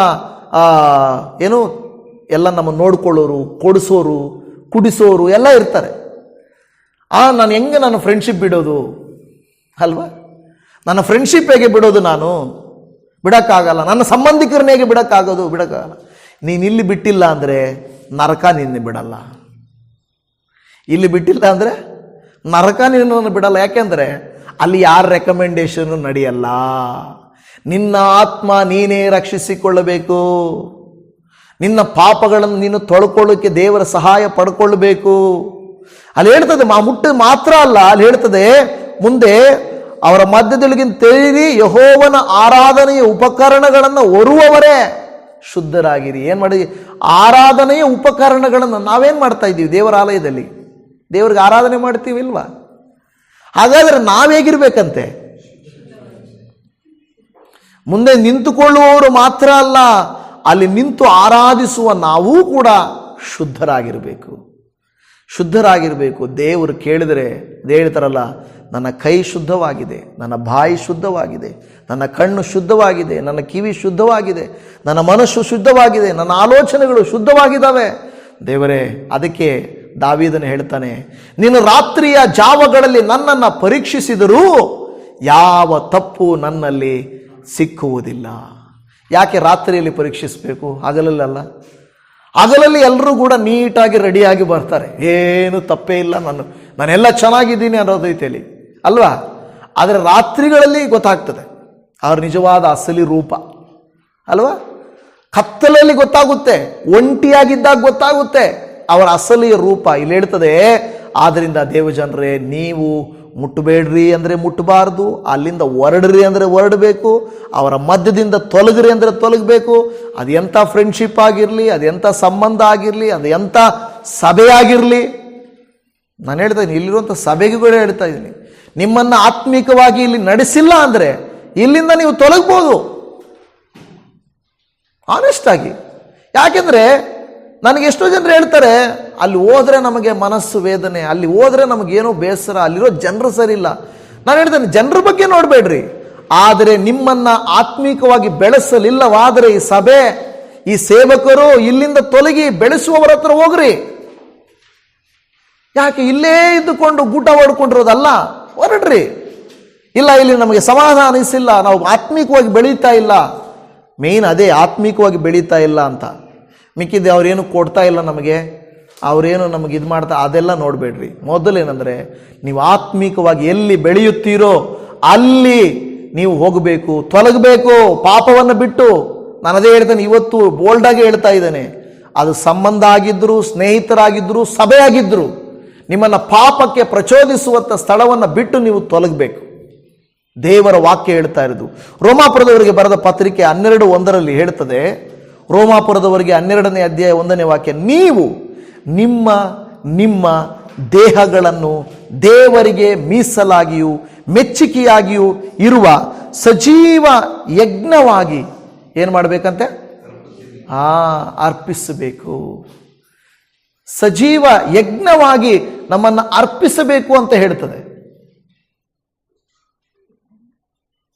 ಇಲ್ಲಿ ಹೇಳ್ತಾ ಇರುವಂಥ ಮಾತು, ನಮ್ಮ ದೇಹಗಳನ್ನು, ಕೆಲವು ಸಾರಿ ಏನಂತಕೊಳ್ತೇವೆ, ಆ ದೇಹಕ್ಕೂ ಆತ್ಮಕ್ಕೂ ಸಂಬಂಧ ಇಲ್ಲ. ಕೆಲವು ಸಭೆಗಳಿದಾವೆ ಆ ಥರ ಹೇಳಕ್ಕೆ. ನೀವೊಂದು ಸಾರಿ ರಕ್ಷಿಸಲ್ಪಟ್ಟಿದ್ರೆ ನೀವೇನೇ ಪಾಪ ಮಾಡ್ರಿ ಅದಕ್ಕೆ ತಟ್ಟಲ್ಲ ಆತ್ಮಕ್ಕೆ ಅಂತಾರೆ. ಅದು ಯಾವಿದು? ಹಾಗಲ್ಲ. ಶರೀರದಲ್ಲಿ ನಾವು ಏನಾಗಿರ್ಬೇಕು? ಶುದ್ಧರಾಗಿರಬೇಕು.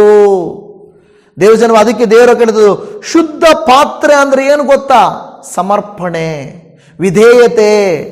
ಹಾಗಾದ್ರೆ ನಾವು ಯಾಕೆ ಶುದ್ಧೀಕರಿಸಲ್ಪಡಬೇಕು ಅಂದ್ರೆ ಉಪಯೋಗಿಸಲ್ಪಡುವುದಕ್ಕಾಗಿ. 2 ತಿಮೋಥೆಯನಿಗೆ ಬರೆದ ಪತ್ರಿಕೆ ನೋಡ್ರಿ, 3ನೇ ಅಧ್ಯಾಯ 17ನೇ ವಾಕ್ಯ. 2 ತಿಮೋಥಿ 3:17. ಆದದರಿಂದ ದೇವರ ಮನುಷ್ಯನು ಪ್ರವೀಣನಾಗಿ ಸಕಲ ಸತ್ಕಾರ್ಯಕ್ಕೆ ಸನ್ನದ್ಧನಾಗುವನು. ದೇವರ ಮನುಷ್ಯನು ಪ್ರವೀಣನಾಗಿ, ದೇವರು ನಮ್ಮನ್ನು ಕರೆದಿರೋದು ಯಾವಾಗಲೂ ಹಾಗೆ ಒಂದೇ ಸ್ಟೇಜಲ್ಲಿ ಇರೋಕ್ಕಲ್ಲ. ನಾವು ಬೆಳೆಯುವಂಥ ಮರಗಳ ಥರ, ಫಲಿಸುವಂಥ ಮರಗಳ ಥರ ನಾವು ಬೆಳೀತಾ ಇರಬೇಕು. ದಿನೇ ನಮ್ಮಲ್ಲಿ ವಾಕ್ಯಜ್ಞಾನ ಜಾಸ್ತಿ ಆಗಬೇಕು, ಪ್ರಾರ್ಥನಾ ಶಕ್ತಿ ಜಾಸ್ತಿ ಆಗಬೇಕು, ದೇವರ ಸೇವೆ ಮಾಡೋದು ಜಾಸ್ತಿ ಆಗಬೇಕು. ನಾವು ಬೆಳೆದಂಗೆಲ್ಲ ದೇವರ ನಾಮವನ್ನು ಮಹಿಮೆ ಪಡಿಸ್ಬೇಕು. ನಾವು ಚಿಕ್ಕ ಮಕ್ಕಳ ಥರ ನನಗೇನು ಸಂಬಂಧ ಇಲ್ಲ ಅಂತ ಇರಬಾರ್ದು. ದೇವರ ವಾಕ್ಯ ಹೇಳುತ್ತದೆ, ಸಕಲ ಸತ್ಕಾರ್ಯ ಮಾಡುವುದಕ್ಕೆ ನೀವು ಸನ್ನದ್ಧರಾಗಬೇಕು. ಮಾಡಬೇಕಾದ್ರೆ, ನಾವು ಉಪಯೋಗಿಸಲ್ಪಡಬೇಕಾದ್ರೆ, ಅದಕ್ಕೆ ಮತ್ತೆ ಪೌಲನು ಕೊರಿಂಥದವರಿಗೆ ಬರೆಯುತ್ತಾ 2 ಕೊರಿಂಥ 7ನೇ ಅಧ್ಯಾಯ 1ನೇ ವಾಕ್ಯ ಹೇಳುತ್ತದೆ. 2 ಕೊರಿಂಥ 7ನೇ ಅಧ್ಯಾಯ 1ನೇ ವಾಕ್ಯ, ಪ್ರಿಯರೇ, ಈ ವಾಗ್ದಾನಗಳು ನಮಗಿರುವುದರಿಂದ ನಾವು ಶರೀರಾತ್ಮಗಳ ಕಲ್ಮಶವನ್ನು ತೊಲಗಿಸಿ ನಮ್ಮನ್ನು ಶುಚಿ ಮಾಡಿಕೊಂಡು, ಅಲ್ಲಿ ಹೇಳ್ತದೆ ಯಾವುದು? ಶರೀರಾತ್ಮಗಳ ಕಲ್ಮಶ. ಶರೀರವೂ ಮುಖ್ಯ ಇಲ್ಲಿ. ಕೆಲವರು ಹೇಳುವಂತೆ ಶರೀರ ಸಂಬಂಧ ಇಲ್ಲ ಅಂತಲ್ಲ. ಶರೀರದ ಕಲ್ಮಶವು ಆತ್ಮದ ಕಲ್ಮಶವು ಏನು ಮಾಡಬೇಕಂತೆ? ತೊಲಗಿಸಬೇಕು.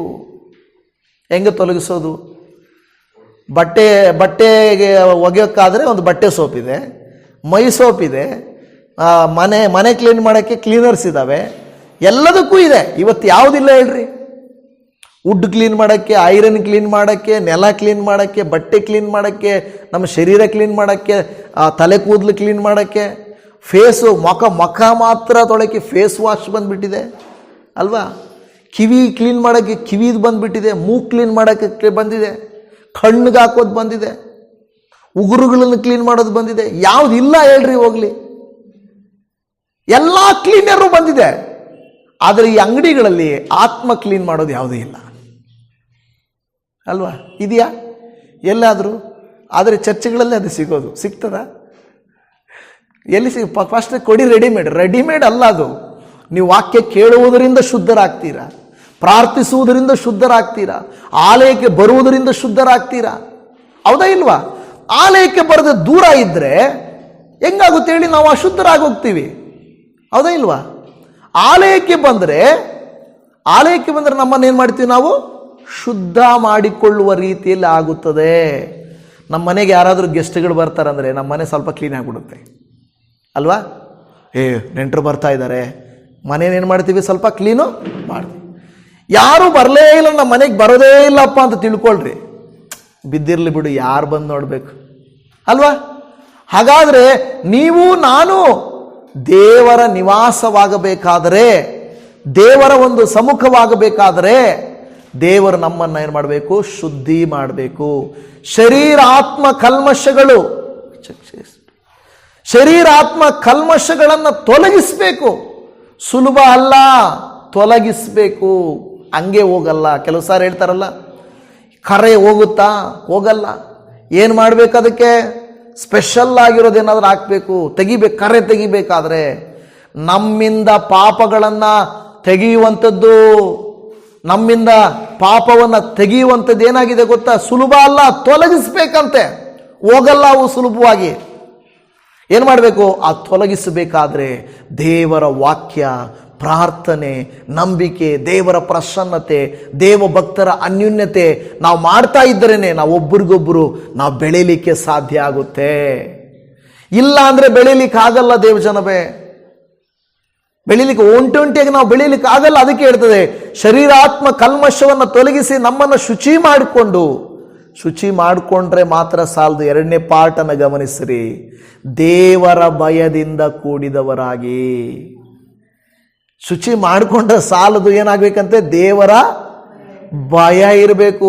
ಸರಿ ಪ್ರತಿ ಸಾರಿ ನಾನು ಪಾಪ ಮಾಡೋದು, ಸ್ವಾಮಿ ಕ್ಷಮಿಸು, ದೇವರು ಕ್ಷಮಿಸಿದ್ದಾರೆ, ಮತ್ತೆ ಹೋಗಿ ಪಾಪ ಮಾಡು, ತಿರುಗಿ ಬಂದು ಸ್ವಾಮಿ ಕ್ಷಮಿಸು. ಹಂಗೆ ಕಳ್ತನ ಮಾಡೋರು ಅಂತ, ಹಂಗೆ ಕಳ್ತನ ಮಾಡಿಬಿಡೋದು, ಸ್ವಾಮಿ ಕಳ್ತನ ಮಾಡಿಬಿಟ್ಟಿದ್ದೀನಿ ಕ್ಷಮಿಸು ಸ್ವಾಮಿ. ಇನ್ನೊಂದು ಸಾರಿ ಕಳ್ತನ ಮಾಡಿ, ಸ್ವಾಮಿ ಮತ್ತೊಂದು ಸಾರಿ ಮಾಡಿದ್ದೀನಿ, ಮಗದೊಂದು ಸಾರಿ ಮಾಡಿದ್ದೀನಿ. ಹಂಗಲ್ಲ, ಒಂದು ಸಾರಿ ನಾವು ನಮ್ಮನ್ನು ಶುಚಿ ಮಾಡಿಕೊಂಡ ಮೇಲೆ, ತೊಲಗಿಸಿದ ಮೇಲೆ ಏನಿರಬೇಕು?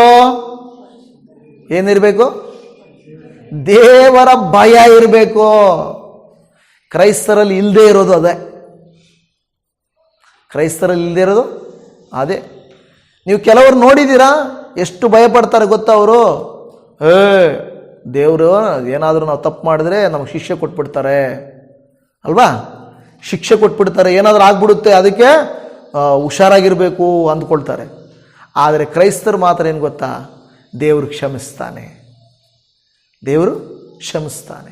ಹಾಗಲ್ಲ, ಯೇಸು ಸ್ವಾಮಿ ಕೂಡ, ದೇವರು ಕೂಡ ಶಿಕ್ಷಿಸ್ತಾರೆ. ಆದರೆ ದೇವರು ಹೇಳೋದೇನೆಂದರೆ, ನಾನು ಶಿಕ್ಷಿಸೋದಲ್ಲ, ಕೊನೆಗೆ ನಿಮಗೆ ನೀವೇ ಶಿಕ್ಷಿಸ್ಕೊಳ್ತೀರಾ. ಅದಕ್ಕೆ ಇಲ್ಲಿ ಹೇಳ್ತಾ ಇರುವಂಥ ಮಾತೇನೆಂದರೆ, ದೇವರ ಭಯದಿಂದ ಕೂಡಿದವರಾಗಿರಬೇಕು. ದೇವರ ಭಯ ಇದ್ರೆ ಏನಾಗುತ್ತಂತೆ ಗೊತ್ತಾ?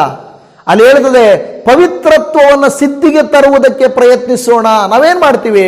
ದೇವರ ಭಯ ಇದ್ದರೆ ನಾವು ನಮ್ಮನ್ನೇ ಶುದ್ಧವಾಗಿಟ್ಕೊಳ್ಳಲಿಕ್ಕೆ, ಯಾರು ಹೇಳಿದ್ರೂ ಮನಸ್ಸು ಬದಲಾಗಲ್ಲ. ಆದರೆ ದೇವರಿದ್ದಾನಪ್ಪ, ದೇವರನ್ನು ಉನ್ನತಿಗೆ ತರಬೇಕು ಅಂದ್ಕೊಂಡಿದ್ದೀರಾ?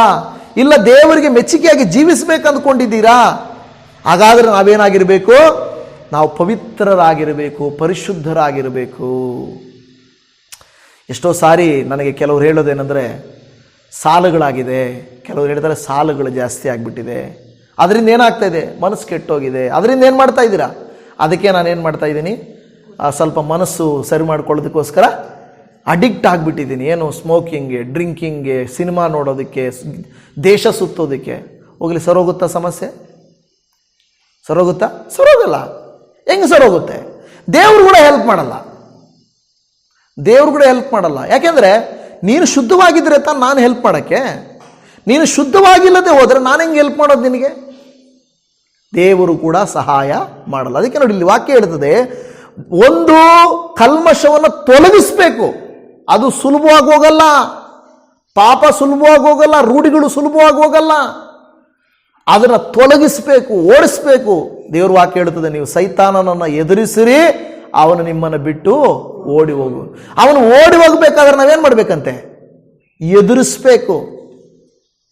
ಆ ಎದುರಿಸಿಲ್ಲ ಅಂದರೆ ಖಂಡಿತವಾಗಿ ಅವನು ಓಡಿ ಹೋಗಲ್ಲ. ಅದರ ಅರ್ಥ, ಎಷ್ಟೇ ಸುತ್ತಲೂ ನಮಗೆ ಪಾಪಗಳಿದ್ದರೂ ಕೂಡ ನಾವು ಪರಿಶುದ್ಧರಾಗಿರಬೇಕು. ಹಾಲೆಲೂಯಾ. ದೇವ್ರ ಭಕ್ತರನ್ನ ಬೈಬಲಲ್ಲಿ ನೋಡ್ರಿ, ದಾನಿಯೇಲನು ಅವನು ಏನೇ ಕಷ್ಟ ಬಂದರೂ ಪ್ರಾರ್ಥನೆ ಮಾಡೋದು ಬಿಡ್ತಾ ಇರಲಿಲ್ಲ. ಅರಸನು ಆಜ್ಞೆ ಮಾಡ್ತಾನೆ, ಯಾರು ಪ್ರಾರ್ಥನೆ ಮಾಡೋವಾಗಿಲ್ಲ, ಅವನು ಹೇಳ್ತಾನೆ, ನಾನು ಪ್ರೇಯರ್ ಮಾಡೇ ಮಾಡ್ತೀನಿ. ಯಾಕೆಂದರೆ ನಾನು ಶುದ್ಧನಾಗಿರಬೇಕಾದ್ರೆ ನಾನು ಇದನ್ನು ಮಾಡಲೇಬೇಕು. ನಾನು ದೇವರೊಟ್ಟಿಗೆ ಸಂಬಂಧ ಇಟ್ಕೊಳ್ಳೇಬೇಕು. ಇಲ್ಲ, ನಿನ್ನನ್ನು ನಾವು ಶಿಕ್ಷೆ ಕೊಡ್ತೀವಿ, ನೀವು ಶಿಕ್ಷೆ ಕೊಟ್ಟರೂ ಪರವಾಗಿಲ್ಲ, ನಾನು ಮಾತ್ರ ನನ್ನ ಶುದ್ಧತ್ವವನ್ನು ನಾನು ಹಾಳು ಮಾಡಿಕೊಳ್ಳಲಾರೆ. ಬಿಡ್ತೀವಿ, ಹಾಕ್ಬಿಡ್ರಿ, ನಾನು ಬಿಡಲ್ಲ. ಬಿಟ್ಟರೆ ಅವ್ರು ಹೇಳ್ತಾರೆ, ನೀನು ಒಪ್ಕೊಂಬಿಡು, ಇಲ್ಲ ಅಂತ ಬಿಟ್ಬಿಡ್ತೀನಿ ಅಂತ ಹೇಳು, ನಿನ್ನನ್ನು ಹಾಕಲ್ಲ. ನೀವು ನನ್ನನ್ನು ಸಿಂಹದ ಗವಿಗೆ ಹಾಕಿದ್ರೂ ಪರವಾಗಿಲ್ಲ, ನಾನು ಪ್ರಾರ್ಥಿಸುವುದನ್ನು ಬಿಡೋದಿಲ್ಲ. ಶದ್ರಕ್ ಮೇಷಕ್ ಏನು ಹೇಳಿದ್ರು? ಅಬೇದ್ನೆಗೋ ಅವರು ಹೇಳಿದ್ರು, ನೀವು ನಮ್ಮನ್ನು ಬೆಂಕಿಗೆ ಹಾಕಿದ್ರೂ ಪರವಾಗಿಲ್ಲ, ನಾವಂತೂ ವಿಗ್ರಹಾರಾಧನೆ ಮಾಡಲ್ಲ. ಎಷ್ಟು ಒಂದು ದೃಢವಾದ ತೀರ್ಮಾನ. ಪ್ರಾಣ ಕಾಪಾಡ್ಕೊಳ್ಬೋದಾಗಿತ್ತು. ಬೇಡಪ್ಪ, ಪ್ರಾಣ ಮುಖ್ಯ, ಆಮೇಲೆ ಅಲ್ಲಿ ಹೋಗಾದ್ರೆ ನೋಡ್ಕೊಳ್ಳೋ. ಇದು ಒಂದು ಪರೀಕ್ಷೆಗಳಲ್ಲಿ ನಾವು ಗೆಲ್ಲದೆ ಹೋದರೆ, ದೇವರಲ್ಲಿ ನಾವು ಗೆಲ್ಲದೆ ಹೋದರೆ ಮತ್ತೆ ಏನು ಪ್ರಯೋಜನ? ಜೀವನಕ್ಕೆ ಏನಿದೆ? ನಿಮಗೆಲ್ಲ ಒಂದು ಚರ್ಚ್ ಫಾದರ್ ಅನ್ನುವಂಥ ಒಬ್ಬ ವ್ಯಕ್ತಿ ಬಗ್ಗೆ ಗೊತ್ತಿರ್ಬೋದು. ಆ ಚರ್ಚ್ ಫಾದರ್ ಅಂತ ಅಂದರೆ ಆ ಹೆಸರು ಹಂಗಿತ್ತು. ಒಂದು 3ನೇ ಶತಮಾನದಲ್ಲಿ 4ನೇ ಶತಮಾನದಲ್ಲಿ ಆ ವ್ಯಕ್ತಿಯನ್ನು ಹಿಡ್ಕೊಂಡು ಬಂದ್ಬಿಟ್ಟು ಆತನ ಹೆಸರೇನೋ ಇದೆ, ನಾನು ಹೇಳ್ತೀನಿ ಯಾವಾಗಾದರೂ. ಹಿಡ್ಕೊಂಬಂದು ಹೇಳ್ತಾನೆ, ನೋಡು ನೀನು ಯೇಸುವನ್ನು ತಿರಸ್ಕಾರ ಮಾಡಬೇಕು, ಇಲ್ಲ ಅಂದರೆ ನಾನು ನಿಮ್ಮನ್ನು ಸಾಯಿಸ್ತೇವೆ. ಅವ್ರು ಹೇಳಿದರು, ನಾನು ತಿರಸ್ಕಾರ ಮಾಡೋದಿಲ್ಲ, ನಾನು ಯೇಸುವನ್ನು ಬಿಡುವುದಿಲ್ಲ. ಯೇಸುವನ್ನು ಬಿಡೋದಿಲ್ವಾ? ನೋಡು, ಹಾಗಾದರೆ ನೋಡು, ಕೊನೆ ಕಾಲ ಬಂದುಬಿಟ್ಟಿದೆ, ವಯಸ್ಸಾದ ಕಾಲದಲ್ಲಿ ನಿನಗೆ ಯಾಕೆ ಬೇಕಿದೆಲ್ಲ? ಯೇಸುವನ್ನು ತಿರಸ್ಕರಿಸ್ತೇನೆ ಅಂತೇಳಿ ಬಿಟ್ಬಿಡ್ತೇವೆ. ಅದಕ್ಕೆ ಆ ಮಾತು ಹೇಳಿದೆ, ಒಂದು ಮಾತು ಹೇಳಿದ್ರಂತೆ ಅವರು. ನನಗೆಷ್ಟು ವಯಸ್ಸು ಗೊತ್ತಾ? 81 ವಯಸ್ಸು. 81 ವಯಸ್ಸು. ಇನ್ನು ಎಷ್ಟು ವರ್ಷ ಬದುಕ್ತೀನಿ ನನಗೆ ಗೊತ್ತಿಲ್ಲ. 81 ವಯಸ್ಸು ಕಾಪಾಡಿದ ದೇವರನ್ನು ನಾನು ಇವತ್ತು ತಿರಸ್ಕರಿಸಿದರೆ, ಇನ್ನು ಉಳಿದ ಕೆಲವು ವರ್ಷಗಳಿಗೋಸ್ಕರ ನಾನು ದೇವರನ್ನ ಬಿಟ್ಟರೆ ಏನಾದರೂ ಪ್ರಯೋಜನ ಇದೆಯಾ? ಎಷ್ಟು ಚೆನ್ನಾಗಿ ಹೇಳ್ತಾನೆ, ಇದುವರೆಗೂ ನನ್ನನ್ನು ಕಾಪಾಡಿದ ದೇವರನ್ನ ನಾನು ತಿರಸ್ಕಾರ ಮಾಡಿದರೆ ನನ್ನ ಜೀವನಕ್ಕೆ ಪ್ರಯೋಜನ ಏನಿದೆ, ಏನು ಮರ್ಯಾದೆ ಇದೆ ಅಂತ ಹೇಳ್ತಾರೆ. ಇವತ್ತು ನನ್ನ ಪ್ರಿಯ ದೇವಜನರು, ಇವತ್ತು ನನ್ನ ಜೀವಿತದಲ್ಲಿ ಪರಿಶುದ್ಧತೆಗೋಸ್ಕರ ನಾವು ಏನಾದರೂ ತ್ಯಾಗ ಮಾಡ್ಬೋದು ಹೊರತು ಪಾಪಕ್ಕೋಸ್ಕರ ಯಾವುದಾದ್ರೂ ತ್ಯಾಗ ಮಾಡಬಾರ್ದು. ಕೆಲವು ಜನರು ಏನು ಮಾಡ್ತಾರೆ ಗೊತ್ತಾ? ಪಾಪಕ್ಕೋಸ್ಕರ ಎಲ್ಲವನ್ನ ತ್ಯಾಗ ಮಾಡ್ತಾರೆ. ಪಾಪಕ್ಕೋಸ್ಕರ, ಕೆಲವು ಸಾರಿ ಅನೈತಿಕ ಸಂಬಂಧಕ್ಕೋಸ್ಕರ ಹೆಂಡತಿಯನ್ನೇ ಬಿಟ್ಬಿಡ್ತಾರೆ. ಏನು ಪಾಪ ಅದಂತೂ ಗೊತ್ತು, ಅನೈತಿಕ, ಅದಕ್ಕೋಸ್ಕರ ಅದೇನು ಹೇಳ್ತಾರಲ್ಲ, ಸವತಿಗೋಸ್ಕರ ಪತ್ನಿಯನ್ನು ಬಿಟ್ಬಿಡ್ತಾರೆ. ಅವಳು ಮುಖ್ಯ ನನಗೆ. ಕೆಲವರಿಗೆ ಅವರು ಮುಖ್ಯ, ಮನೆಯವರಲ್ಲ ಮುಖ್ಯ. ನೋಡಿ ನಾವು ಹೆಂಗೆ ತ್ಯಾಗ ಮಾಡ್ತೀವಿ ನೋಡಿ. ಮನೆಯವರಿಗಿಂತ, ಮಕ್ಕಳಿಗಿಂತ, ಮನೆಯವರಿಗೆ ಇರೋದಕ್ಕಿಂತ ಬೇರೆಯವರು ಮುಖ್ಯ ಅಂದ್ಕೊಳ್ತೀವಿ. ಅದು ಪಾಪ, ಅದು ಬೇಡ. ಅದು ದೇವರ ವಾಕ್ಯ ಹೇಳುತ್ತದೆ, ನಾವು ಪವಿತ್ರತ್ವವನ್ನು ಸಿದ್ಧಿಗೆ ತರುವುದಕ್ಕೆ ಪ್ರಯಾಸ ಪಡಬೇಕು. ದೇವರ ಭಯ ಇರಬೇಕು. ಆವಾಗ ಕಲ್ಮಶವನ್ನು ತೊಲಗಿಸಲಿಕ್ಕಾಗುತ್ತೆ, ಅದನ್ನು ಬಿಟ್ಟು ಬಿಡಕ್ಕಾಗಿರುತ್ತೆ. ನನ್ನ ಪ್ರಿಯ ದೇವಜನರೇ, ಮೊದಲ ಪೇತ್ರನ ಪತ್ರಿಕೆಯಲ್ಲಿ ಪೇತ್ರನ ಒಂದು ಮಾತು ಹೇಳ್ತಾನೆ. 1ನೇ ಅಧ್ಯಾಯ 22ನೇ ವಾಕ್ಯದಲ್ಲಿ, ಮೊದಲ ಪೇತ್ರ 1ನೇ ಅಧ್ಯಾಯ 22, ನೀವು ಸತ್ಯೋಪದೇಶಕ್ಕೆ ವಿಧೇಯರಾಗಿದ್ದು ನಿಮ್ಮ ಆತ್ಮಗಳನ್ನು ಶುದ್ಧಿ ಮಾಡಿಕೊಂಡಿದ್ದರಿಂದ ನಿಷ್ಕಪಟವಾದ ಸಹೋದರ ಸ್ನೇಹವುಳ್ಳವರಾಗಿರತಕ್ಕದ್ದು. ಅಲ್ಲಿ ಗಮನಿಸಿರುವ ವಾಕ್ಯ, ನೀವು ಯಾವುದಕ್ಕೆ ವಿಧೇಯರಾಗಿರಬೇಕು? ಸತ್ಯೋಪದೇಶಕ್ಕೆ. ಸುಳ್ಳು ಬೋಧನೆಗಳು ಇದ್ದಾವೆ, ಆದರೆ ಸತ್ಯೋಪದೇಶಕ್ಕೆ ಏನು ಮಾಡಬೇಕಂತೆ? ವಿಧೇಯರಾಗಿದ್ದು ನಿಮ್ಮ ಆತ್ಮಗಳನ್ನು ಶುದ್ಧಿ ಮಾಡಿಕೊಂಡದ್ದರಿಂದ. ನಾವೇನು ಮಾಡಬೇಕು? ನಮ್ಮನ್ನು ನಾವು ಆತ್ಮವನ್ನು ಶುದ್ಧಿ ಮಾಡಿಕೊಳ್ಳಬೇಕು. ಅದು ದೇವರ ಸಹಾಯದಿಂದ ನಾವು ಮಾಡಲಿಕ್ಕೆ ಮಾತ್ರ ಸಾಧ್ಯವಾಗುತ್ತದೆ. ನೋಡಿ, ಪೌಲನು ಮಾತ್ರ ಅಲ್ಲ, ಪೇತ್ರನು ಕೂಡ ಮತ್ತು ಯೋಹಾನನು ಕೂಡ. ಮೊದಲ ಯೋಹಾನ 3ನೇ ಅಧ್ಯಾಯ 3ನೇ ವಾಕ್ಯವನ್ನು ನೋಡುವಾಗ, ಮೊದಲ ಯೋಹಾನ 3:3ರಲ್ಲಿ, ಯಾಕೆಂದರೆ ಆತನಿರುವ ಪ್ರಕಾರವೇ ಆತನನ್ನ ನೋಡುವೆವು, ಆತನ ಮೇಲೆ ಈ ನಿರೀಕ್ಷೆಯನ್ನು ಇಟ್ಟಿರುವ ಪ್ರತಿಯೊಬ್ಬನು ಕ್ರಿಸ್ತನು ಶುದ್ಧನಾಗಿರುವಂತೆಯೇ ತನ್ನನ್ನು ಶುದ್ಧಿ ಮಾಡಿಕೊಳ್ಳುತ್ತಾನೆ. ಇನ್ನು ಹೇಳ್ತದೆ, ಆತನ ಮೇಲೆ ಈ ನಿರೀಕ್ಷೆಯನ್ನು ಇಟ್ಟಿರುವ ಪ್ರತಿಯೊಬ್ಬನು. ನಾವೆಲ್ಲ ಯಾರ ಮೇಲೆ ನಿರೀಕ್ಷೆ ಇಟ್ಟಿದ್ದೇವೆ ಅಲ್ವಾ? ಯಾರ ಮೇಲೆ ನಿರೀಕ್ಷೆ ಇಟ್ಟಿದ್ದೇವೆ? ಯೇಸುವಿನ ಮೇಲೆ ನಿರೀಕ್ಷೆ ಇಟ್ಟಿದ್ದೇವೆ. ಹಾಗಾದ್ರೆ ಯೇಸುವಿನ ಮೇಲೆ ನಿರೀಕ್ಷೆ ಇಟ್ಟಿರುವ ಪ್ರತಿಯೊಬ್ಬನು, ನೋಡಿ ವಾಕ್ಯ ಎಷ್ಟಿದೆ, ಯೇಸುವಿನ ಮೇಲೆ ನಿರೀಕ್ಷೆ ಇಟ್ಟಿರುವ ಪ್ರತಿಯೊಬ್ಬನು ಹೇಗಿರಬೇಕಂತೆ? ಕ್ರಿಸ್ತನು ಶುದ್ಧನಾಗಿರುವಂತೆ ನಾವು ಶುದ್ಧರಾಗಿರಬೇಕು. ಕ್ರಿಸ್ತನು ಶುದ್ಧರಾಗಿರುವಂತೆ ನಾವು ಶುದ್ಧರಾಗಿರಬೇಕು. ಹಾಲೆಲೂಯಾ. ನೋಡಿ ಎಷ್ಟು ಚೆನ್ನಾಗಿ ಹೇಳ್ತದೆ, ತನ್ನನ್ನು ಶುದ್ಧಿ ಮಾಡಿಕೊಳ್ಳಬೇಕು, ಶುದ್ಧಿ ಮಾಡಿಕೊಳ್ಳಬೇಕು. ಹೌದಾ ಇಲ್ವಾ? ಶುದ್ಧಿ ಮಾಡಿಕೊಳ್ಬೇಕು. ಅದಕ್ಕೆ ತಕ್ಕಂತೆ ನಾವು ಹೋಗ್ಬೇಕು, ಅದಕ್ಕೆ ಸರಿಯಾಗಿ ನಾವು ಹೋಗ್ಬೇಕು. ಎಲ್ಲೋ ಒಂದು ಜಾಬ್ ಇಂಟರ್ವ್ಯೂ ಇದೆ ಅಂತ ಹೇಳಿದ್ರೆ, ಎಲ್ಲ ಡಿಗ್ರಿ ಇರೋಂಥ BCom ಮಾಡಿರೋಂಥವ್ರಿಗೆ, ಇಲ್ಲ BE ಮಾಡಿರೋರಿಗೆ ಜಾಬ್ ಇದೆ ಬರ್ರಿ ಅಂದರೆ ಯಾರು ಹೋಗ್ತಾರೆ? PUC ಅವ್ರು ಹೋಗ್ತಾರಲ್ಲೇ. ಹೋಗಾಗುತ್ತಾ? ಅವ್ರೇನು ಹೇಳಿರ್ತಾರೆ? ಓನ್ಲಿ BCom ಇಲ್ಲ BE ಅವ್ರು ಮಾತ್ರ ಇಲ್ಲಿ ಜಾಬ್. ಅಂದರೆ SSLC ಅವರು ನಾನು ಹೋಗ್ತೀನಿ ತಡಿ ನೋಡೋಣ ಕೊಡ್ತಾರೆ ಅನ್ನೋ ಜಾಬು. PUC ಅವ್ರು ಹೋಗ್ತಾರಾ? ಹೋಗಲ್ಲ. ಯಾಕೆಂದ್ರೆ ಅಲ್ಲಿ ಸ್ಪೆಸಿಫಿಕ್ ಆಗಿ ಅವರು ಹೇಳಿದ್ದಾರೆ, BE BCom ಅಂತ ಹೇಳಿದ್ದಾರೆ. ಅದರ ಅರ್ಥ ಯೇಸು ಸ್ವಾಮಿ ಹೇಳೋದೇನೆಂದರೆ, ನೀವು ನನ್ನ ಮೇಲೆ ನಿರೀಕ್ಷೆ ಇಟ್ಟಿದ್ದೀರಾ, ನನ್ನ ಮಕ್ಕಳು ನೀವು ಹೆಂಗಿರಬೇಕು, ನನ್ನ ಥರನೇ ಇರಬೇಕು ಅಂತ ಯೇಸು ಸ್ವಾಮಿ ಕೋರ್ಕೊಳ್ತಾರೆ. ಹೇಗೆ ಯೇಸು ಸ್ವಾಮಿ ಹೇಗಿದ್ದರು? ಪರಿಶುದ್ಧರಾಗಿದ್ದರು. ದೇವಜನವೇ, ಇವತ್ತು ಯಾಕೆ ದೇವರು ಈ ರೀತಿ ಹೇಳ್ತಾ ಇದ್ದಾರೆ? ದೇವರು ಹೇಳೋ ಮಾತನ್ನು ಗಮನಿಸಿ ಕೇಳ್ರಿ. ದೇವರು ನಮ್ಮನ್ನು ಉಪಯೋಗಿಸಬೇಕೆಂದಿದ್ದಾರೆ. ದೇವರು ನಮ್ಮನ್ನು ಆಶೀರ್ವದಿಸಬೇಕೆಂದಿದ್ದಾರೆ. ದೇವರು ತನ್ನ ಮಹಿಮೆಯನ್ನು ನಮ್ಮ ಮೂಲಕ ತೋರಿಸಬೇಕೆಂದಿದ್ದಾರೆ. ಅದಕ್ಕೆ ತ್ಯಾಗ ಬೇಕು. ಅಬ್ರಹಾಮನು ವಿಗ್ರಹಾರಾಧನೆಯನ್ನು ಬಿಟ್ಟು ಬಂದನು. ಯೋಸೇಫನು ಅನೈತಿಕ ಸಂಬಂಧವನ್ನು ಬಿಟ್ಟು ಓಡಿದನು. ಲೋಟನು ಕುಟುಂಬವು ಸೊದೋಮ್ ಗೊಮೋರ ಪಟ್ಟಣಗಳ ಸಂಪತ್ತನ್ನು ಬಿಟ್ಟು ಓಡಿದರು ಅಲ್ವಾ? ಇವರೆಲ್ಲರೂ ಬಿಟ್ಟು ಆ ಸ್ಥಳವನ್ನು ಬಿಟ್ಟು ಓಡಿದರು. ಯಾಕೆಂದರೆ ಅವರಿಗೆ ಬೇಕಾಗಿದ್ದು ಸಂಪತ್ತಲ್ಲ, ಆಸ್ತಿ ಐಶ್ವರ್ಯ ಅಲ್ಲ, ಹೆಸರಲ್ಲ, ದೇವರು ಕೊಡುವ ನಿತ್ಯವಾದಂಥ ಸುಖ ಆಶೀರ್ವಾದ. ಹಾಲೆಲೂಯ. ಇವತ್ತು ಅಲ್ಪವಾದದ್ದನ್ನು ನಾವು ನೋಡಿ ನಿತ್ಯವಾದದ್ದನ್ನು ನಾವು ಕಳ್ಕೊಳ್ಳೋದು ಬೇಡ. ಹಾಗಾದರೆ ನಾವು ದೇವರ ಮುಂದೆ ಕಣ್ಣುಗಳನ್ನು ಮುಚ್ಚಿ ಪ್ರಾರ್ಥನೆ ಮಾಡೋಣ. ದೇವರ ಮುಂದೆ ನಾವು ನಮ್ಮನ್ನು ಸಮರ್ಪಣೆ ಮಾಡಿಕೊಂಡು, ದೇವರೇ, ನೀವು ನಮ್ಮೊಟ್ಟಿಗೆ ಮಾತನಾಡಿದ ವಿಚಾರಗಳಿಗಾಗಿ ಸ್ತೋತ್ರ ಎಂದು ಸ್ತೋತ್ರ ಮಾಡೋಣ. ಬೈಬಲ್ನಲ್ಲಿ ಭಕ್ತರು ಪಾಪಗಳನ್ನು ಬಿಟ್ಟು ಓಡಿದರು, ಬಲಹೀನತೆಗಳನ್ನು ಬಿಟ್ಟು ಓಡಿದರು, ತಮ್ಮನ್ನು ಕೆಡಿಸುವಂಥವುಗಳನ್ನು ಬಿಟ್ಟು ಓಡಿದರು, ಕಲ್ಮಶಗಳನ್ನು ತೊಲಗಿಸುವುದಕ್ಕೆ ಪ್ರಯಾಸಪಟ್ಟರು. ಇವತ್ತು ನಾವು ಆ ರೀತಿಯಾಗಿ ಪ್ರಯಾಸ ಪಡ್ತಾ ಇದ್ದೇವಾ? ಒಂದು ವೇಳೆ ಪಡದೆ ಹೋದರೆ ನಮ್ಮಲ್ಲಿ ಇನ್ನೂ ಕೆಟ್ಟತನ, ಪಾಪ, ದೇವರಿಗೆ ಇಷ್ಟವಿಲ್ಲದೆ ಇರುವ ಕೊಳಕು ನಮ್ಮಲ್ಲಿ ಇದ್ದರೆ ದೇವರು ನಮ್ಮನ್ನು ಉಪಯೋಗಿಸುವುದಿಲ್ಲ. ಒಂದು ವೇಳೆ ನಾವು ಶುದ್ಧವಾದ ಪಾತ್ರೆಯಾಗಿದ್ದರೆ ಆತನು ಉತ್ತಮವಾದ ಬಳಕೆಗೆ ನಮ್ಮನ್ನು ಉಪಯೋಗಿಸುತ್ತಾನೆ ಎಂದು ದೇವರ ವಾಕ್ಯ ಹೇಳುತ್ತಾ ಇದೆ. ಇವತ್ತು ಈ ವಾಕ್ಯವನ್ನು ಕೇಳಿರುವಂಥ ನಿಮ್ಮನ್ನು, ನಿಮ್ಮ ಕುಟುಂಬಗಳನ್ನು, ನಿಮ್ಮ ಮಕ್ಕಳನ್ನು ಒಂದು ಉತ್ತಮ ಬಳಕೆಗೆ ಉಪಯೋಗಿಸಲ್ಪಡಬೇಕಾ? ಹಾಗಾದರೆ ದೇವರು ಹೇಳ್ತಾ ಇದ್ದಾರೆ, ಅವನ್ನ ರೆಡಿ ಮಾಡ್ರಿ. Get ready, be ready. ನೀವು ಸಿದ್ಧವಾಗಿರ್ರಿ, ನಾನು ನಿಮ್ಮನ್ನು ಉಪಯೋಗಿಸುತ್ತೇನೆ. ಇವತ್ತು ನೀವು ನಿಮ್ಮ ಕರಗಳನ್ನು ದೇವರಿಗೆ ಸ್ತೋತ್ರ ಹೇಳಿ ತೋರಿಸಿ ನೀವು ಎತ್ತಿ ಹೇಳ್ಬೋದು, ದೇವರೇ, ಈಗೋ ನಾನು ಸಿದ್ಧವಾಗಿದ್ದೇನಪ್ಪ, ನನ್ನನ್ನು ಉಪಯೋಗಿಸು.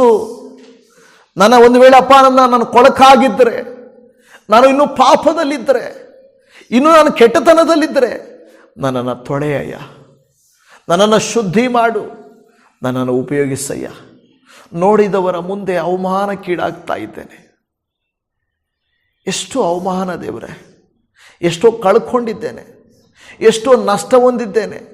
ನನ್ನನ್ನು ನೋಡುವಾಗ ಅಗೌರವದಿಂದ ನೋಡ್ತಾರೆ, ನಮ್ಮನ್ನು ನೋಡುವಾಗ ಸಾಲಗಾರರಂತೆ ನೋಡ್ತಾರೆ, ನಮ್ಮನ್ನು ನೋಡುವಾಗ ನಮ್ಮನ್ನು ರೋಗಿಗಳಂತೆ ನೋಡ್ತಾರೆ, ನಮ್ಮನ್ನು ನೋಡುವಾಗ ಹೀನರಂತೆ ನೋಡುತ್ತಾರೆ. ಆದರೆ ದೇವರೇ, ನೀನು ನಮ್ಮನ್ನು ಉಪಯೋಗಿಸು ದೇವರೇ. ನಮ್ಮನ್ನು ಉತ್ತಮವಾದ ಬಳಕೆಗೆ ಬರುವ ಪಾತ್ರೆಗಳನ್ನಾಗಿ ಮಾಡ್ರಿ ಅಪ್ಪ, ಬಳಸಿಕೊಳ್ಳಿರಿ ಎಂದು ಪ್ರಾರ್ಥನೆ ಮಾಡ್ರಿ ದೇವಭಕ್ತರೇ. ನೋಡಿ, ಯಥಾರ್ಥದಿಂದ ಯಾರು ಪ್ರಾರ್ಥನೆ ಮಾಡ್ತಾರೋ, ಯಾರು ಒಪ್ಪಿಸಿಕೊಡ್ತಾರೋ ಅವ್ರನ್ನ ದೇವರು ನೋಡ್ತಾರೆ, ಉಪಯೋಗಿಸಿಕೊಳ್ತಾರೆ. ನಾನು ಅಲ್ಪನೂ ಯೋಗ್ಯನಲ್ಲ, ನನಗೇನು ಹಿನ್ನೆಲೆ ಇಲ್ಲ, ನನಗೆ ಶಕ್ತಿ ಇಲ್ಲ, ಜ್ಞಾನ ಇಲ್ಲ ಅಂತ ಹೇಳಿದವರನ್ನು ಕೂಡ ದೇವರು ಉಪಯೋಗಿಸಿಕೊಂಡರು. ನಿಮ್ಮನ್ನು ದೇವರು ಉಪಯೋಗಿಸಿಕೊಳ್ಳುವುದಿಲ್ಲವೇ? ಈ ದಿನ ನಿನ್ನ ಮಕ್ಕಳನ್ನು ಉಪಯೋಗಿಸಿಕೊಳ್ಳಲ್ವಾ?